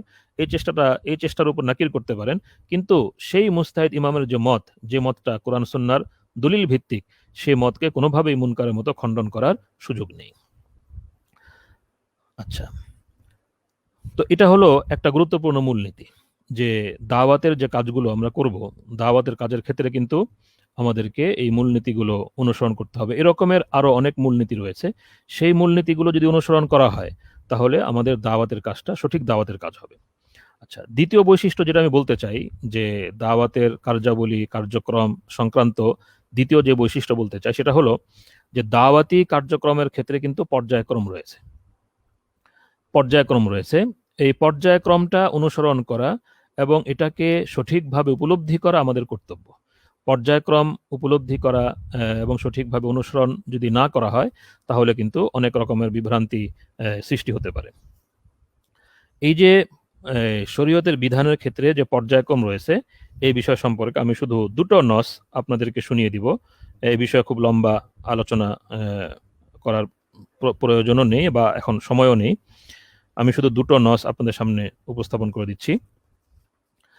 এক হলো যে যখন শরীয়তের বিধিবিধান নাজিল হয় রাসূল করিম সাল্লাল্লাহু আলাইহি ওয়াসাল্লামের যুগে, ওই সময়ে কিন্তু শরীয়তের বিধিবিধান পর্যায়ক্রমিকভাবে নাজিল হয়েছে।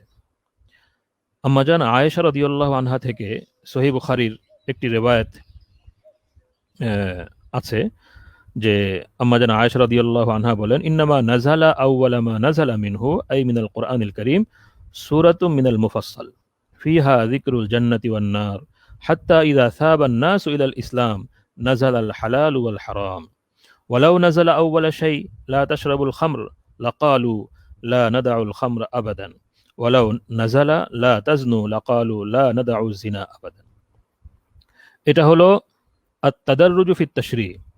শরীয়তে যে বিধিবিধানগুলো নাজিল হয়েছে, সেই বিধিবিধান নাজিল হওয়ার ক্ষেত্রে কিন্তু পর্যায়ক্রম অনুসরণ করা হয়েছে। মাক্কি আয়াতগুলোতে আপনি দেখবেন যে মৌলিকভাবে আকীদাগত বিষয়, জান্নাত জাহান্নামের কথা, যদিও কিছু কিছু বিধানও রয়েছে। আর মাদানী আয়াতগুলোতে, মাদানী সূরা আয়াতগুলোতে আপনি দেখবেন মৌলিকভাবে হুকুম আহকাম বেশি, যদিও সেখানেও আকায়েদের অনেক বিষয় রয়েছে।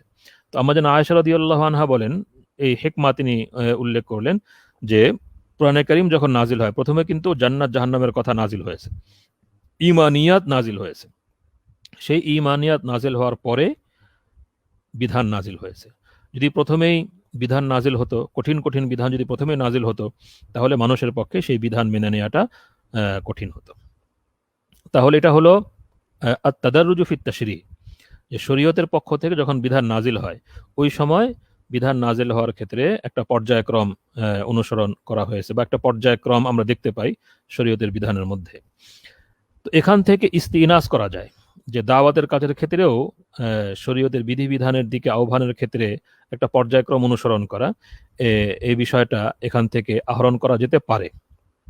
যদিও একটা মৌলিক পার্থক্য আপনাকে মনে রাখতে হবে, সেটা হলো যে শরীয়তের বিধিবিধান যখন নাজিল হচ্ছিল, ওই সময় বিধান নাজিল হওয়ার আগে কিন্তু বিষয়গুলো হালাল ছিল। যখন হুরমতের বিধান নাজিল হয়েছে, তখন বিষয়টা হারাম হয়ে গিয়েছে। খামরের হুরমত, শরাব হারাম হওয়ার বিধান নাজিল হওয়ার আগ পর্যন্ত শরাব হালাল ছিল, কিন্তু যখন শরাব এর হারাম হওয়ার বিধান নাজিল হয়েছে, তখন তা হারাম হয়ে গিয়েছে। এখন কিন্তু বিষয়টা এরকম না। এখন আল্লাহ পাক দ্বীনকে পূর্ণাঙ্গ করে দিয়েছেন। এখন শরাব সব সময়ের জন্যই হারাম।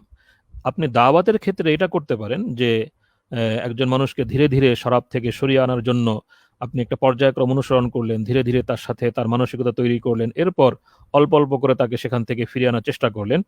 এই চেষ্টার ক্ষেত্রে কিন্তু এরকম হবে না যে পর্যন্ত সে ছাড়তে পারলো না, ওই পর্যন্ত তার জন্য শরাব হালাল, যখন সে ছাড়তে পারলো তখন তার জন্য হারাম হয়ে যাচ্ছে। বিষয়টা কিন্তু এরকম না। শরাব তো হারামই, কিন্তু আপনি পর্যায়ক্রম অনুসরণ করছেন যেন সে শরাবটা ছেড়ে দেয়, এই হারাম কাজ থেকে যেন সে ফিরে আসতে সক্ষম হয়। একদম হারাম কাজ না ছাড়ার চেয়ে কিছুটা দেরি হলেও ছেড়ে দেওয়া, এটা হলো উত্তম। এই হলো মূল বিষয়টা।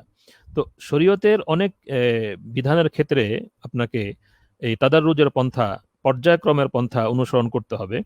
এই পর্যায়ক্রমের পন্থাটা অনুসরণ করা জরুরি। আমি একটা একেবারে সরাসরি হালাল হারামের বিধান দিয়ে মিসাল দিলাম।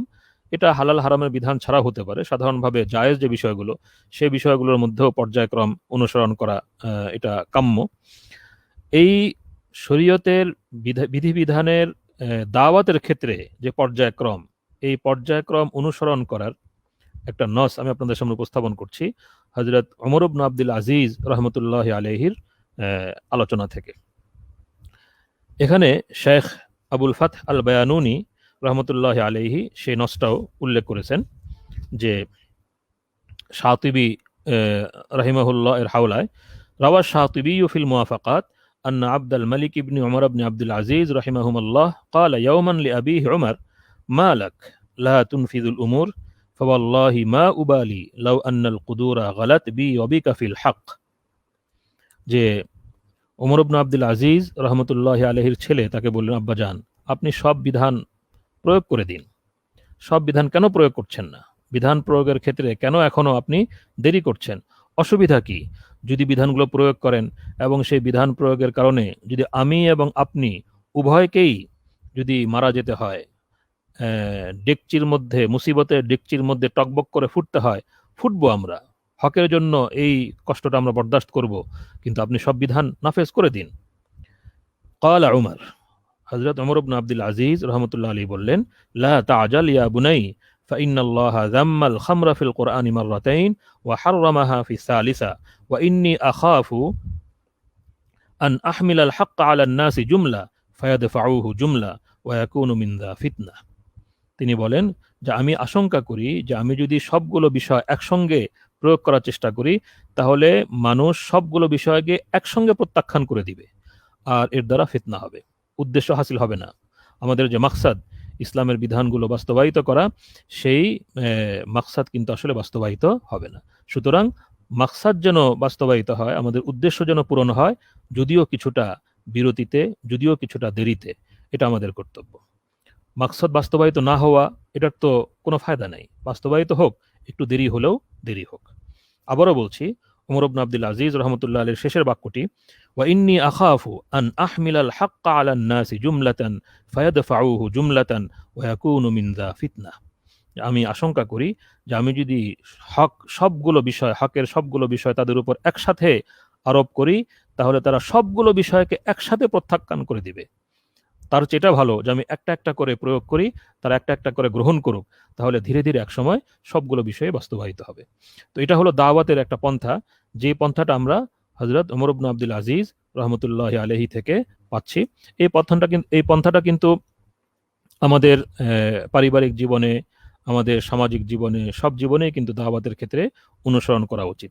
যদি ধীরে ধীরে অল্প অল্প করে অগ্রসর হওয়া যায়, তাহলে আশা করা যায় এই কাজটা অনেক বেশি ফলপ্রসূ হবে এবং দাওয়াতের উদ্দেশ্য সাধিত হবে।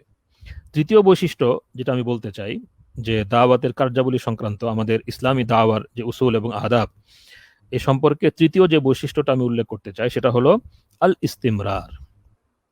আল ইস্তিমরার মানে হলো দাওয়াতের কাজ অব্যাহত থাকতে হবে।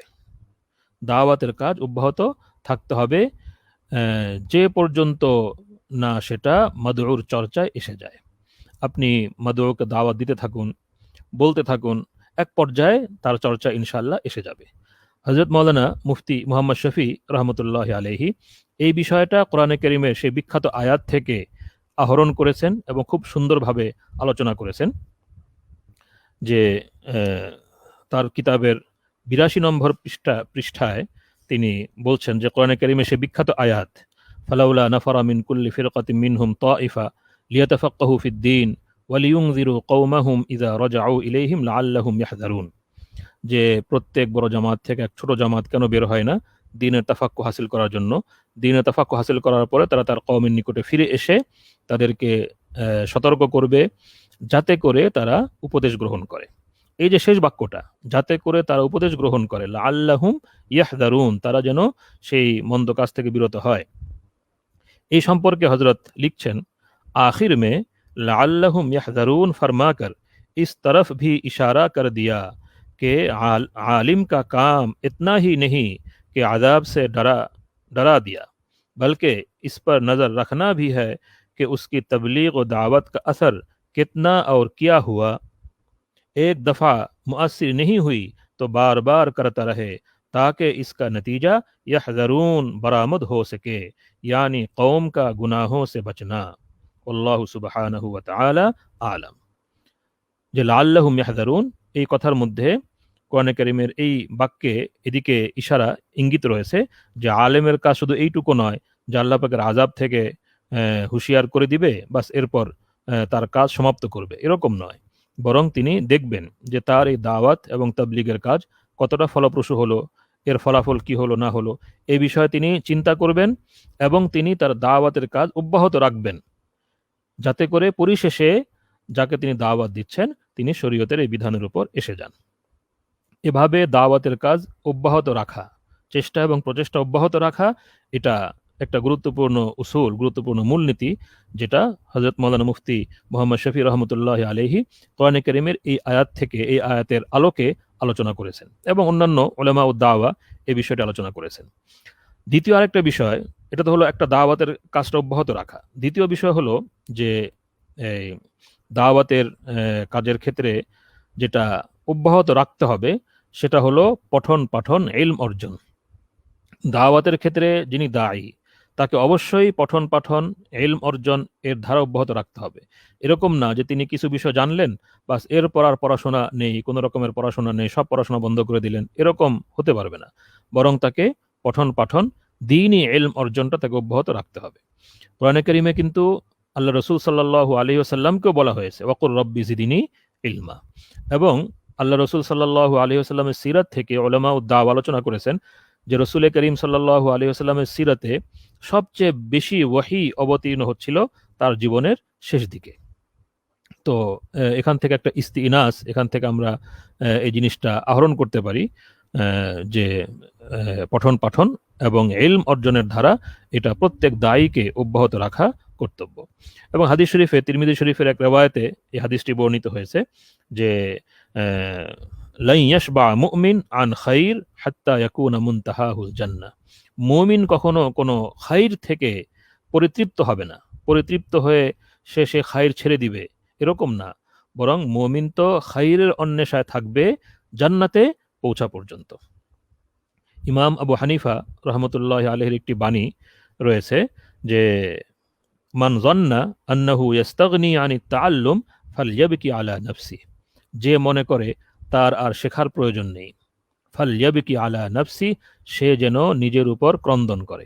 নিজের এই মুসিবত, সে একটা মুসিবতের মধ্যে আছে, যে মনে করছে তার আর শেখার প্রয়োজন নেই, পঠন পাঠনের প্রয়োজন নেই, পড়াশোনার প্রয়োজন নেই, যে এরকম মনে করে সে কিন্তু একটা মুসিবতের মধ্যে আছে, দুর্ভোগের মধ্যে আছে। তার কর্তব্য হলো নিজের ব্যাপারে আফসোস করা।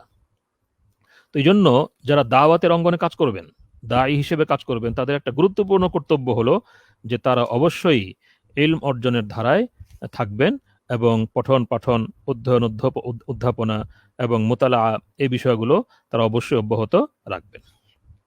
আচ্ছা, এই হলো দাওয়াতের বিষয়বস্তু এবং দাওয়াতের কার্যাবলী সংক্রান্ত কিছু সংক্ষিপ্ত আলোচনা। এরপরে দাওয়াতের আরেকটি গুরুত্বপূর্ণ অঙ্গন বিভাগ হলো আসালিবুদ দাওয়া, দাওয়ার পন্থা এবং পদ্ধতি।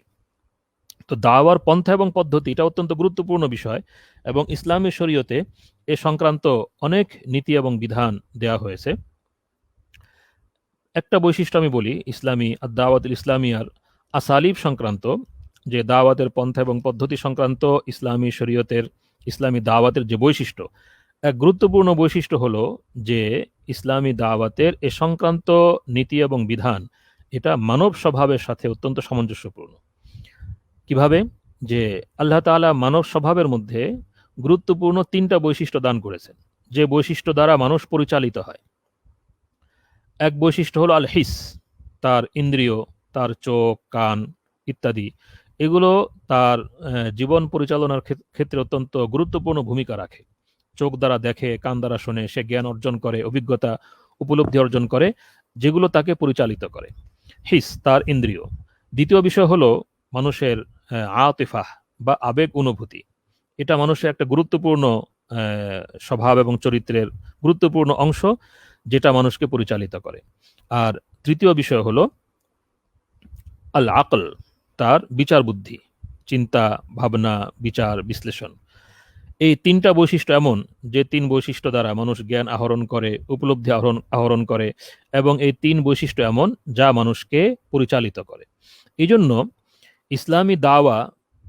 ইসলামী দাওয়াতের ক্ষেত্রে যে পন্থা এবং পদ্ধতি রয়েছে, সেই পদ্ধতিগুলো যদি পর্যবেক্ষণ করা হয় তাহলে দেখা যায় যে ইসলামী দাওয়ার পন্থা এবং পদ্ধতিগুলোতে মানুষের এই তিনটি বৈশিষ্ট্যকে প্রভাবিত করার এবং সংশোধিত করার এবং সঠিক পথে পরিচালিত করার যেন পরিকল্পনা নিয়েই আবর্তিত। এটাকে আমরা বলতে পারি যে ইসলামী দাওয়াতের কিছু পন্থা এবং পদ্ধতি এমন রয়েছে যেগুলো হিস, মানুষের ইন্দ্রিয় সংক্রান্ত, মানুষের ইন্দ্রিয়কে মুতাআসসির করতে চায়, মানুষের ইন্দ্রিয়কে সঠিক পথে পরিচালিত করতে চায়। কিছু পন্থা এবং পদ্ধতি এমন রয়েছে যা মানুষের আবেগ অনুভূতিকে মুতাআসসির করে, আবেগ অনুভূতিকে প্রভাবিত করে সেগুলোকে সঠিক পথে পরিচালিত করার চেষ্টা করে। কিছু পন্থা এবং পদ্ধতি এমন রয়েছে যেগুলো মানুষের চিন্তা ভাবনা, বিচার বিশ্লেষণকে সঠিক পথে পরিচালিত করার চেষ্টা করে। এটাকে আমরা বলতে পারি আরবি ভাষায় আল উসলুবুল হিসি, আল উসলুবুল আতিফি, আল উসলুবুল আকলি। আপনি কোরআনে কারীম তেলাওয়াত করুন, দেখবেন যে আল্লাহ রাব্বুল আলামিন অনেক যুক্তি এবং অনেক বিচার বিশ্লেষণের কথা কোরআনে কারীমে উল্লেখ করেছেন। এগুলো হলো যেগুলো মানুষের আকল, মানুষের চিন্তা ভাবনাকে প্রভাবিত করে এবং চিন্তা ভাবনাকে সঠিক পথে পরিচালিত করে। অনেক বিষয় এমন আছে যেগুলো মানুষের আবেগ অনুভূতিকে উজ্জীবিত করে এবং আবেগ অনুভূতিকে সঠিক পথে পরিচালিত করে। আল্লাহ রাব্বুল আলামিন তার নিয়ামতের বিবরণ দান করেছেন কোরআনে কারীমের পাতায় পাতায়। তো আল্লাহ পাকের নিয়ামতের বিবরণ এটা মানুষের আবেগ অনুভূতিকে উজ্জীবিত করে, যে যিনি আমাকে এই সকল নিয়ামত দান করেছেন অবশ্যই তার আনুগত্য করা আমার কর্তব্য। এমনিভাবে সুসংবাদ দেওয়া হয়েছে, এমনিভাবে হুঁশিয়ারি উচ্চারণ করা হয়েছে। এই সবগুলো বিষয় কিন্তু মানুষের আবেগকে কেন্দ্র করে আবর্তিত। তারপরে হিস, মানুষের চোখ, কান ইত্যাদিকে ব্যবহার করার প্রতি কোরআনে কারীমে কতবার ইশারা করা হয়েছে যে তারা দেখে না, তারা দেখুক, আল্লাহ পাকের নিয়ামত সমূহ দেখুক, তারা আল্লাহ পাকের সৃষ্টিকে দেখুক এবং সেখান থেকে তারা আল্লাহকে, আল্লাহ তাআলা শক্তিমত্তা, বড়ত্ব, মহত্ব উপলব্ধি করুক।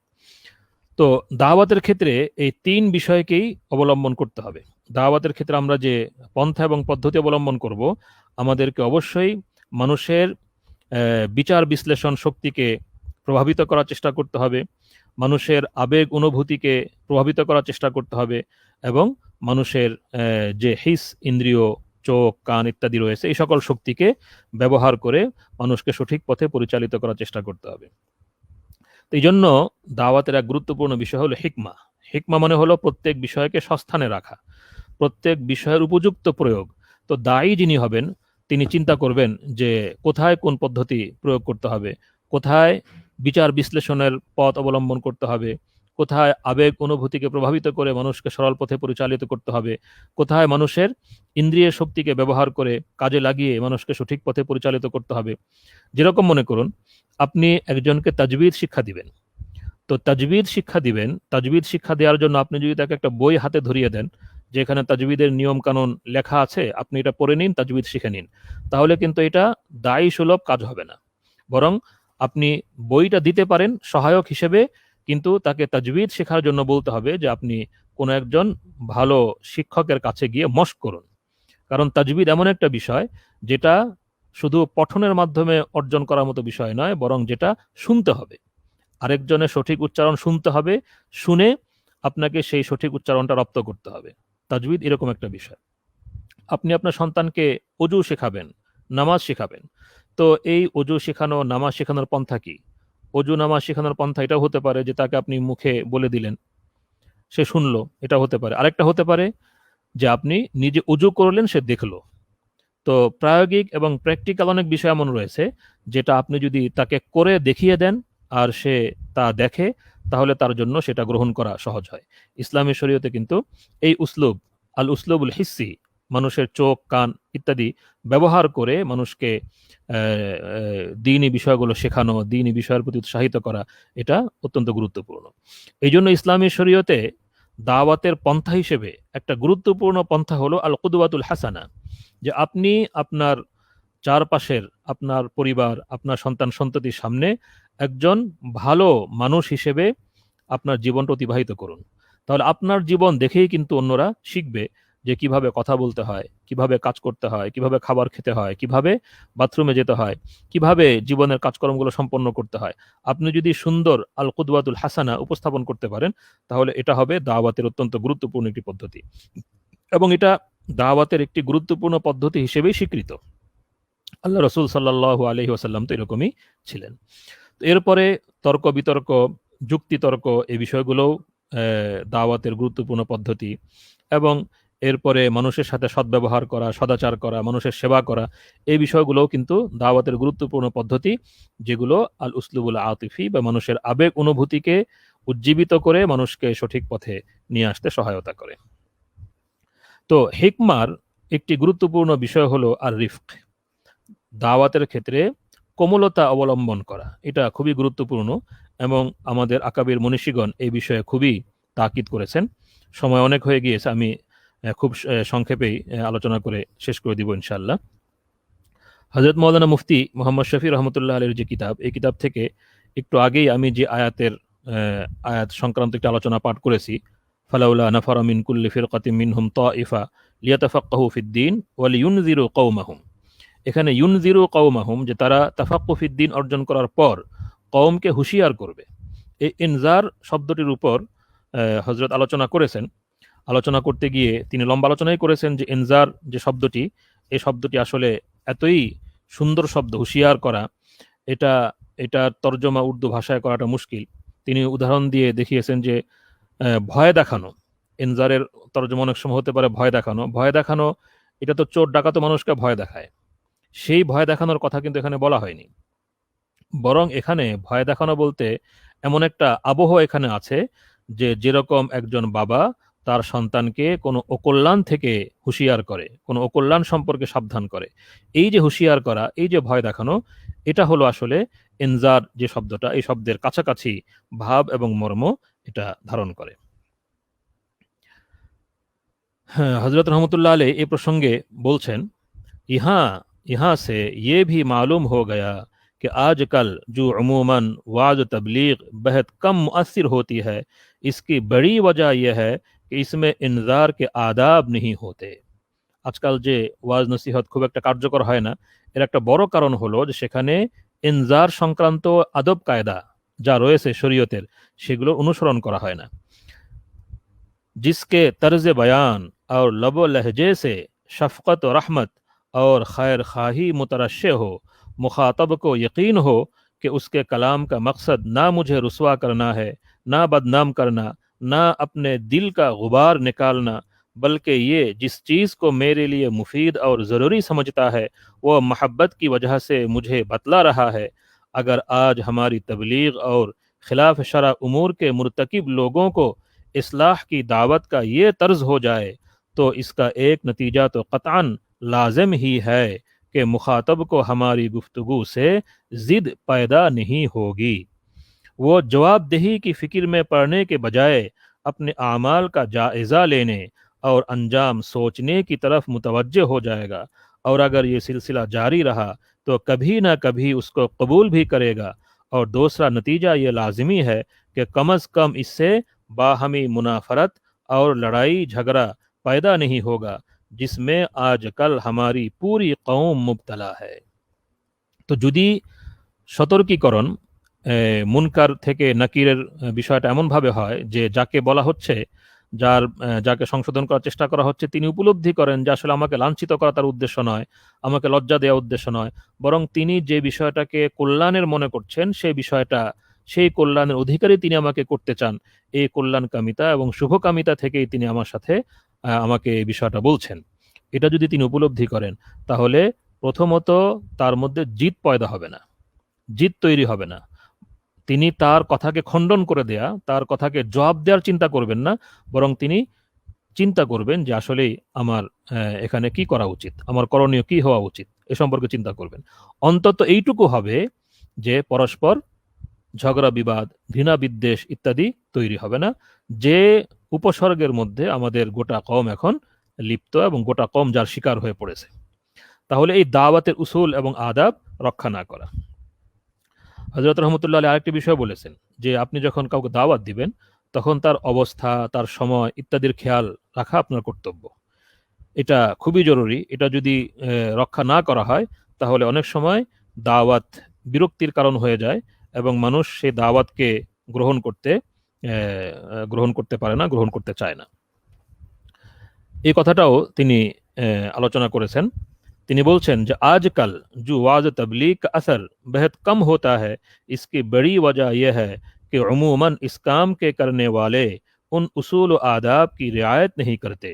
लंबी तकरीरें, वक्त बेवक्त नसीहत, मुखातब के हालात को मालूम किए बगैर उसको किसी काम पर मजबूर करना उनकी आदत बन गई है।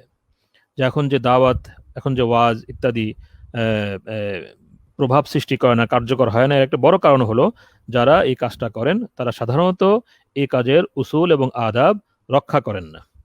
উসুল ও আদাব রক্ষা করেন না, লম্বা লম্বা আলোচনা করতে থাকেন, সময় অসময়ে উপদেশ দিতে থাকেন, এবং যাকে উপদেশ দেওয়া হচ্ছে তার অবস্থা কি, তিনি কি এখন কথা শুনতে প্রস্তুত কিনা, তার অবস্থার দিকে লক্ষ্য না করেই কথা বলতে থাকেন। এই সমস্ত কারণে দাওয়াত, এই সমস্ত কারণে ওয়াজ নসিহত উপকার বয়ে আনছে না, এগুলো ফলপ্রসূ হচ্ছে না। অর্থাৎ উসুল ও আদাব রক্ষা না করার কারণেই কিন্তু এই বিষয়টা ফলপ্রসূ হচ্ছে না। তো এই কথাগুলো কিন্তু আমাদের মুরব্বী, আমাদের বুজুর্গানে দিন কিন্তু বারবার বলে গেছেন। তো এরকম আরো অনেকগুলো বিষয় রয়েছে যে আমরা যদি চিন্তা করি, তা আমাদের দাওয়াতুল ইসলামিয়া, কোরআন এবং সুন্নায় ইসলামী দাওয়াতের যে নীতি এবং বিধান রয়েছে, সেই নীতি এবং বিধানগুলো যদি আমরা চিন্তা করি, তাহলে বুঝতে পারবো যে আসলে আমাদের জন্য কত কল্যাণকর নীতি এবং কত ফলপ্রসূ নীতি, কত ফলপ্রসূ উসুল ও আদাব ইসলামী শরীয়তে রয়েছে, আমরা সেগুলো অনুসরণ করছি না। তো প্রথম বিষয় হলো সেগুলো জানা এবং এরপরে সেগুলো মানার চেষ্টা করা। তো অনেক সময় হয়ে গিয়েছে, আমি আর কথাকে লম্বা করব না, শুধু এইটুকু বলবো, এই দাওয়াত শেষের দিকে এসে আমি এই দাওয়াতটাই দেওয়ার চেষ্টা করব, বা আমার ভাইদের জন্য এবং আমি নিজের জন্যও এই বিষয়টা পছন্দ করব, যে আমরা যেন ইসলামী দাওয়াত সম্পর্কে জানার চেষ্টা করি, বিষয়টা সম্পর্কে পড়াশোনা করি, বিষয়টা সম্পর্কে শিখি। এটা একটা শিখার বিষয়। দাওয়াত আর দাওয়াতুল ইসলামিয়া, এটা হলো একটা শিখার বিষয়, এটা শিখতে হবে, এই বিষয়ে পড়াশোনা করতে হবে। এই বিষয়ে যারা অভিজ্ঞ রয়েছেন, কোরআন এবং সুন্নাহর মাহির এবং পারদর্শী যারা রয়েছেন, তাদের নিকট থেকে এই বিষয়টা শিখতে হবে। আমরা যদি এই বিষয়টা শিখি এবং এরপরে এই দাওয়াতের কাজে অবতীর্ণ হই, অন্তত যে যে অঙ্গনে দাওয়াতের কাজে রয়েছে, অন্তত সেই অঙ্গন সংক্রান্ত শরীয়তের বিধিবিধান যদি আমরা জানার চেষ্টা করি, তাহলে ইনশাআল্লাহ আমাদের দাওয়াত ফলপ্রসূ হবে। এই শেখানোর ক্ষেত্রে একটা একটা পন্থা যেটা আমাদের অনুসরণ করা উচিত, সেটা হলো, এক তো হলো সাধারণভাবে আমরা যারা দাওয়াতের কাজ করি, যে অঙ্গনে দাওয়াতের কাজ করি না কেন, মৌলিক বিধিবিধান এবং মৌলিক নিয়ম কানুন সম্পর্কে জানা, এটা আমাদের কর্তব্য। দ্বিতীয় বিষয় হলো, আমাদের সমাজে এমন এক জামাত তৈরি করা আমাদের দায়িত্ব, যারা দাওয়াত সংক্রান্ত কোরআন সুন্নাহর উসুল এবং আদাব, দাওয়াত সংক্রান্ত আহকাম, দাওয়াত সংক্রান্ত বিধিবিধান সম্পর্কে বিশেষজ্ঞতা অর্জন করবেন। এটা কিন্তু শরীয়তের সব ক্ষেত্রেই, যেরকম আল ফিকহুল ইসলামী, আপনি আপনার জীবন চলার ক্ষেত্রে যে মাসাইলগুলো প্রয়োজন, যে মাসাইলগুলো ছাড়া আপনি হালাল হারাম মোতাবেক চলতে পারবেন না, সে মাসাইলগুলো প্রত্যেকে জানতে হবে।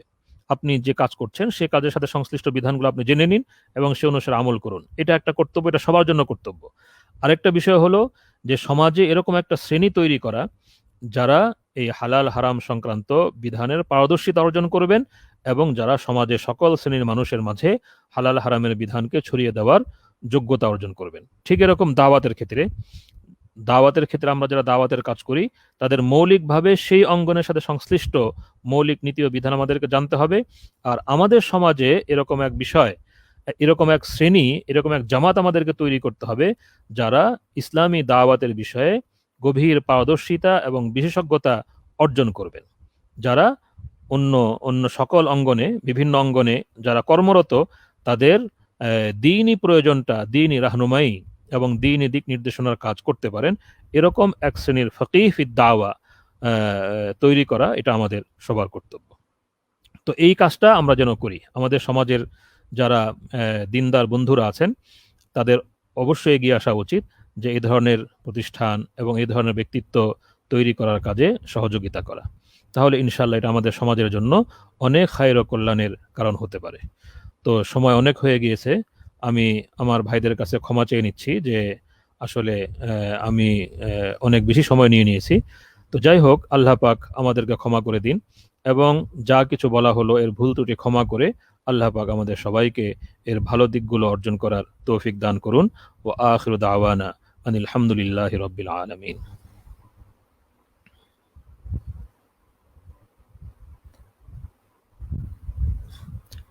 হ্যাঁ, কথা শোনা যাচ্ছে না। জি, জি জি, জাযাকুমুল্লাহু খাইরান ওয়া ইয়াক। ওয়া ইয়াকুম। শায়েখকে আল্লাহ তাআলা অনেক অনেক জাযায়ে খায়ের দান করুন। তিনি আল্লাহুম্মা অত্যন্ত আমিন। গুরুত্বপূর্ণ ও সারগর্ভ আলোচনা করেছিলেন আমাদের মাঝে, এবং আমার মনে হয় যে এত তথ্যপূর্ণ এবং সারগর্ভ আলোচনার পরে আর নতুন কোনো করে প্রশ্ন উত্থাপন করার দরকার নেই। তারপরেও আমি আমাদের দর্শক ভাইদের আগ্রহ দেখে দু একটি প্রশ্ন করার অনুমতি চাচ্ছি শায়েখের কাছে। জি, জি। জাযাকুমুল্লাহু খাইরান। শায়েখ আমাদের কাছে একজন প্রশ্ন করেছেন মোহাম্মদ রাশেদ আহমদ ভাই, যে ইসলামী দাওয়ার ক্ষেত্রে বর্তমানে অন্যতম একটি বাধা হয়ে দাঁড়ায় আর্থিক টানাপোড়েন। ইসলামের ইতিহাসে আমরা দেখি তারা অভাবগ্রস্তদের আর্থিক সাহায্য দিয়ে, ভূমিহীনদের ভূমি দিয়ে সহযোগিতা করে ইসলামের দিকে দাওয়াত দিতেন। এক্ষেত্রে আমরা পিছিয়ে। শায়েখ থেকে জানতে চাই এর পদ্ধতি কেমন হওয়া চাই এবং এ কাজে কাদের সম্পর্কিত হওয়া জরুরি। হ্যাঁ, অবশ্যই এটা খুবই গুরুত্বপূর্ণ বিষয়। এটা খুবই গুরুত্বপূর্ণ বিষয় এবং বিশেষ করে আমাদের দেশে এখন যে মিশনারি তৎপরতা, এই তৎপরতার পিছনে এই জিনিসটা অনেক বড় উপাদান হিসেবে তারা ব্যবহার করছে, যে তারা দরিদ্র অঞ্চলগুলোতে দরিদ্র মুসলমানদেরকে, যারা খুবই এই এই অসহায় অবস্থায় দিন যাপন করে থাকে, তাদেরকে খুবই অল্প আহ, আহ, অর্থের মাধ্যমে তারা দিন থেকে বিচ্যুত করছে। এই জন্য আমাদের যারা বিত্তবান শ্রেণী রয়েছেন, তাদের কর্তব্য হলো এদিকে মনোযোগী হওয়া এবং আমাদের দরিদ্র অঞ্চলগুলোতে, বিশেষ করে উত্তরবঙ্গ এবং বিশেষ করে সীমান্তবর্তী যে অঞ্চলগুলো রয়েছে, সে অঞ্চলগুলোতে এরকমের সেবামূলক কাজকর্ম পরিচালনা করা, এটা তাদের খুবই গুরুত্বপূর্ণ কর্তব্য। এই জন্য এটা তো আসলেই খুবই গুরুত্বপূর্ণ একটি প্রস্তাব বা একটি গুরুত্বপূর্ণ কথা তিনি বলেছেন, যে এইদিকে এগিয়ে আসা খুব জরুরি। আমাদের নিজেদের একটা অভিজ্ঞতা আছে, মাসিক আল কাউসারে এক ভাইয়ের একটি সাক্ষাৎকার, দীর্ঘ সাক্ষাৎকার ছাপা হয়েছিল। তিনি মুসলিম থেকে খ্রিস্টান হয়ে গিয়েছিলেন, নাউজুবিল্লাহ মিন যালিক। এরপর আল্লাহ পাক তাকে আবার হেদায়েত দান করেছেন, তিনি আবার ইসলামের দিকে ফিরে এসেছেন। তার সাথে দীর্ঘ আলোচনা হয়েছে। এক পর্যায়ে আমরা তাকে জিজ্ঞেস করলাম যে মুসলমানদের প্রতি আপনার কিছু পরামর্শ আপনি বলুন, যে কি ধরনের কাজ আমাদের করা উচিত, মুসলমানদের যে কাজগুলো এই ধরনের সমস্যার ক্ষেত্রে যে কাজগুলো ফলদায়ক হতে পারে, এ ধরনের সমস্যা যেন মানুষ না পড়ে, এজন্য কি কাজ হতে পারে। তিনি বললেন যে আপনারা মেহেরবানি করে সেবামূলক কাজ বাড়িয়ে দিন। দরিদ্র অঞ্চলগুলোতে সেবামূলক কাজ, তাদের প্রয়োজনগুলো পূরণ করার জন্য তাদের পাশে দাঁড়ানো, এটার জন্য যে অনেক বেশি কিছু করতে হবে এরকম নয়, বরং তাদের পাশে দাঁড়ানো, তাদের খোঁজ খবর নেওয়া এবং কিছু কিছু তাদের সহযোগিতায় এগিয়ে আসা, এইটুকু যদি আপনারা করেন, তাহলে ইনশাআল্লাহ অনেক বড় কাজ হবে। তো এই জন্য আমি আমার বিত্তবান বন্ধুদেরকে বলবো, যারা এই আলোচনা শুনছেন, তারা যেন এই বিষয়ে চিন্তা ফিকির করেন এবং এটা আসলে খুবই গুরুত্বপূর্ণ একটি অঙ্গন। আল্লাহ পাক আমাদেরকে এই কাজটা করার তৌফিক দান করুন। জাযাকুমুল্লাহু খাইরান। শায়েখ আমাদেরকে মোহতারাম হাবিব আলী ভাই জিজ্ঞেস করছেন যে হযরত জানার বিষয়ে বাহাস মুবাহাসা দাওয়াতের কোন স্তরের পদ্ধতি। হ্যাঁ, বাহাস মুবাহাসা এটাও আসলে দাওয়াতের একটি পদ্ধতি। এটা হলো যে অনেক সময় এটা দরকার হয়ে পড়ে, যে যখন বিভ্রান্তির খণ্ডনের জন্য এটা ফলপ্রসূ হয়, তখন এটা দরকার হয়ে পড়ে এবং কোরআনে কারিমে এটাকেও একটা পন্থা হিসেবে উল্লেখ করা হয়েছে। দুটো বিষয় এসেছে, আপনি কোরআনে কারিম যদি পাঠ করেন তাহলে দেখবেন যে আল্লাহ তাআলা যেরকম এই বিষয়টার আদেশ করেছেন, ওয়াজাদিলহুম বিল্লাতি হিয়া আহসান, যে তাদের সাথে উত্তম পন্থায় মুজাদালা করো। তো ওয়াজাদিলহুম বিল্লাতি হিয়া আহসান, এটা যেরকম মুজাদালা এর আদেশ যেরকম করা হয়েছে, পাশাপাশি কিন্তু এর নিয়ম কানুন এর দিকেও ইশারা করা হয়েছে। বিল্লাতি হিয়া আহসান, যেটা উত্তম পন্থা, সেই উত্তম পন্থায় বিতর্ক করা, এটা অনেক সময় প্রয়োজনীয় হয়ে পড়ে, ওই সময় সেটা করা উচিত। এবং কোরআনে কারিমে আপনি দেখবেন যে আল্লাহ তাআলা আম্বিয়া কিরামের মুজাদালা উল্লেখ করেছেন বিভিন্ন ক্ষেত্রে, কওমের সাথে এবং বিভিন্ন ব্যক্তির সাথে আম্বিয়া কিরামের বিতর্ক, আম্বিয়া কিরামের মুজাদালা, এগুলো কোরআনে কারিমে উল্লেখ করা হয়েছে। আমি যে বইটার উদ্ধৃতি বারবার দিচ্ছিলাম, হযরত মাওলানা মুফতি মোহাম্মদ শফি রহমতুল্লাহ আলাইহির যে আলোচনার সংকলন, মারিফুল কোরআন থেকে এই সংক্রান্ত আয়াতগুলোর মধ্যে যে আলোচনা তিনি করেছেন, সে আলোচনা সংকলন দাওয়াত তাবলীগ উসুল ও আদাব। আমি বলবো যে এই বইটা যদি সংগ্রহ করা যায়, এই বইয়ের মধ্যে মুজাদালা সংক্রান্ত, বিতর্ক সংক্রান্ত লম্বা আলোচনা হযরত করেছেন। আজকে যেহেতু সময় নেই, এই জন্য আমি ওই প্রসঙ্গে ঢুকিনি। এটাও একটা গুরুত্বপূর্ণ বিষয়। কিন্তু আজকাল যেটা হয়ে থাকে সেটা হলো এই মুজাদালার যে নিয়ম কানুন, সেই নিয়ম কানুনগুলো আসলে অনুসরণ করা হয় না। এই জন্য এর ফলপ্রসূতা খুব একটা হয় না। তো মুজাদালা এটাও দাওয়াতের একটা নিয়ম। এটার যে উসুল ও আদাব রয়েছে, সেই উসুল ও আদাব অনুসারে প্রয়োজনের ক্ষেত্রে সেটাকে ব্যবহার করা যেতে পারে। জাযাকুমুল্লাহু খাইরান। শায়েখ মোহাম্মদ আব্দুল্লাহ ভাই আমাদেরকে জিজ্ঞেস করছেন দাওয়াত দেওয়ার ন্যূনতম যোগ্যতা কি থাকবে। দাওয়াত দেওয়ার জন্য তো ইলম লাগবে। যে দাওয়াত দেওয়ার জন্য ইস্তিতাআত, আমাদের আলিমগণ আলোচনা করেছেন যে দাওয়াতের জন্য তো ইস্তিতাআত লাগবে। ইস্তিতাআত মানে সামর্থ্য। এই সামর্থ্যের দুটো গুরুত্বপূর্ণ দুটো বিষয় রয়েছে। এক বিষয় হলো জ্ঞানগত সামর্থ্য। আপনি যে বিষয়ের দাওয়াত দিবেন সেই বিষয় সম্পর্কে আপনাকে ভালোভাবে জানতে হবে। আপনি যদি ভালোভাবে না জানেন তাহলে ভুল হয়ে যেতে পারে। যদি ভুল হয় তাহলে তো সেটা সঠিক দাওয়াত হলো না। এই জন্য বিষয়টা ভালোভাবে জানতে হবে, জ্ঞানগত সামর্থ্য আপনাকে অর্জন করতে হবে। আর দ্বিতীয় বিষয় যেটা বলেন যে সেটা হলো আরেকটা বিষয় যে দাওয়াতের ক্ষেত্রে সক্ষমতা থাকা, যে এমন যদি হয় যে দাওয়াত দিতে গেলে তার প্রাণহানির আশঙ্কা রয়েছে অথবা বড় রকমের কোনো ক্ষতির আশঙ্কা রয়েছে, তাহলে ওই সময় তার জন্য দাওয়াত ওয়াজিব থাকে না। তো মৌলিকভাবে দুটো বিষয় আলোচনা করা যায়। বাকি জ্ঞানগত সক্ষমতা এটা খুব জরুরি।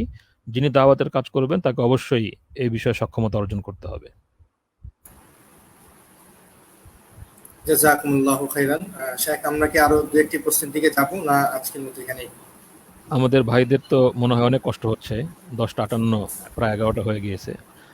যদি তাদের কষ্ট না হয় তাহলে আমার অসুবিধা নেই, আরো দু একটা নেওয়া যেতে পারে। জি, তাহলে আমরা দু একটি প্রশ্ন করে আজকের মজলিস ইনশাআল্লাহ শেষ করি। জি জি জি। জি, হাদিস হাম্মাম ভাই প্রশ্ন করেছেন যে পারিবারিক দাওয়াতে সহজ পদ্ধতি কি?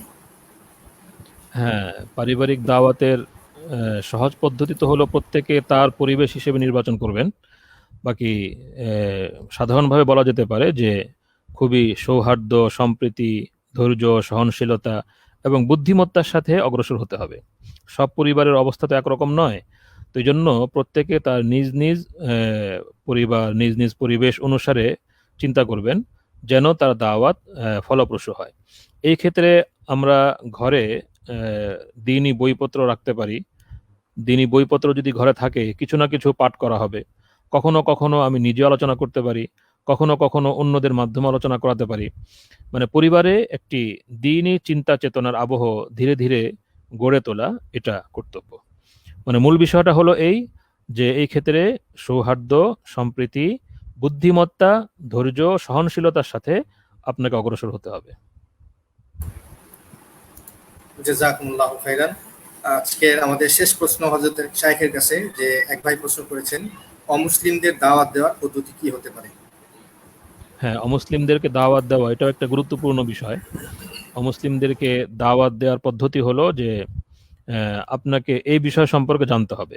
অমুসলিম যাকে আপনি যে ধর্মের মানুষকে দাওয়াত দিতে চান সেই ধর্ম সম্পর্কে আপনাকে মৌলিক ধারণা অর্জন করতে হবে এবং আপনি কিভাবে তার নিকটে উপস্থাপন করলে আপনার দ্বীনের কথাটা কোন সূত্রে কিভাবে উপস্থাপন করলে আপনি আপনার কথাটা তার নিকটে শোনার মতো হবে, শ্রবণযোগ্য হবে, তিনি আপনার কথায় মনোযোগ দিবেন, এই বিষয়টা আপনাকে চিন্তা করতে হবে।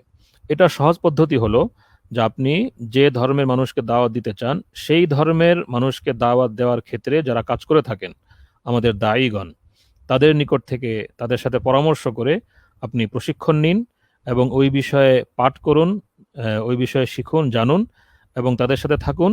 এরপরে তাহলে আপনি আসলে সেই বিষয়টা খুব সহজে রপ্ত করতে পারবেন। শুধু ব্যক্তিগত অধ্যয়ন দ্বারা এই ধরনের বিষয়গুলো রপ্ত করা কঠিন। যারা বাস্তব ময়দানে কাজ করেন তাদের সাথে পরামর্শ করে এবং তাদের সাহচর্য অবলম্বন করে তাদের নিকট থেকে বিষয়টা শিখে আপনি যদি অগ্রসর হন তাহলে সেটা আপনার জন্য সহজ হবে। জাযাকুমুল্লাহু খাইরান। আমরা দেখলাম আমাদের মুহতারাম শাইখ জাকারিয়া হাফিজাহুল্লাহ প্রায় 2.25 ঘন্টার মতো সময় আমাদেরকে দিলেন এবং অত্যন্ত গুরুত্বপূর্ণ একটি বিষয় ইসলামী দাওয়ার মৌলিক বৈশিষ্ট্য নিয়ে আমাদেরকে মূল্যবান আলোচনা পেশ করলেন। আমরা শাইখের কাছে আমাদের দর্শকবৃন্দর পক্ষ থেকে অনেক অনেক শুকরিয়া আদায় করছি। জাযাকুমুল্লাহু খাইরান। এবং আমরা আমাদের দর্শকদের কাছে অনুরোধ করছি তারা দোয়া করবেন যেন আমাদের শাইখ সুস্থ থাকেন এবং দীর্ঘ হায়াত লাভ করেন এবং আমরা যেন মুআসসাসার পক্ষ থেকে শাইখের কাছ থেকে গুরুত্বপূর্ণ আলোচনা বারবার পাঠকদের কাছে পাঠকদের সামনে উপস্থাপন করতে পারি। জাযাকুমুল্লাহু খাইরান। আমি শাইখ অনুরোধ করব আজকের মজলিস শেষের দোয়া পাঠ করে আজকের লাইভটি শেষ করে দেওয়ার জন্য। سبحانك اللهم وبحمدك أشهد أن لا إله إلا أنت أستغفرك وأتوب إليك. السلام عليكم ورحمة الله وبركاته. ওয়ালাইকুম আসসালাম ওয়া রাহমাতুল্লাহি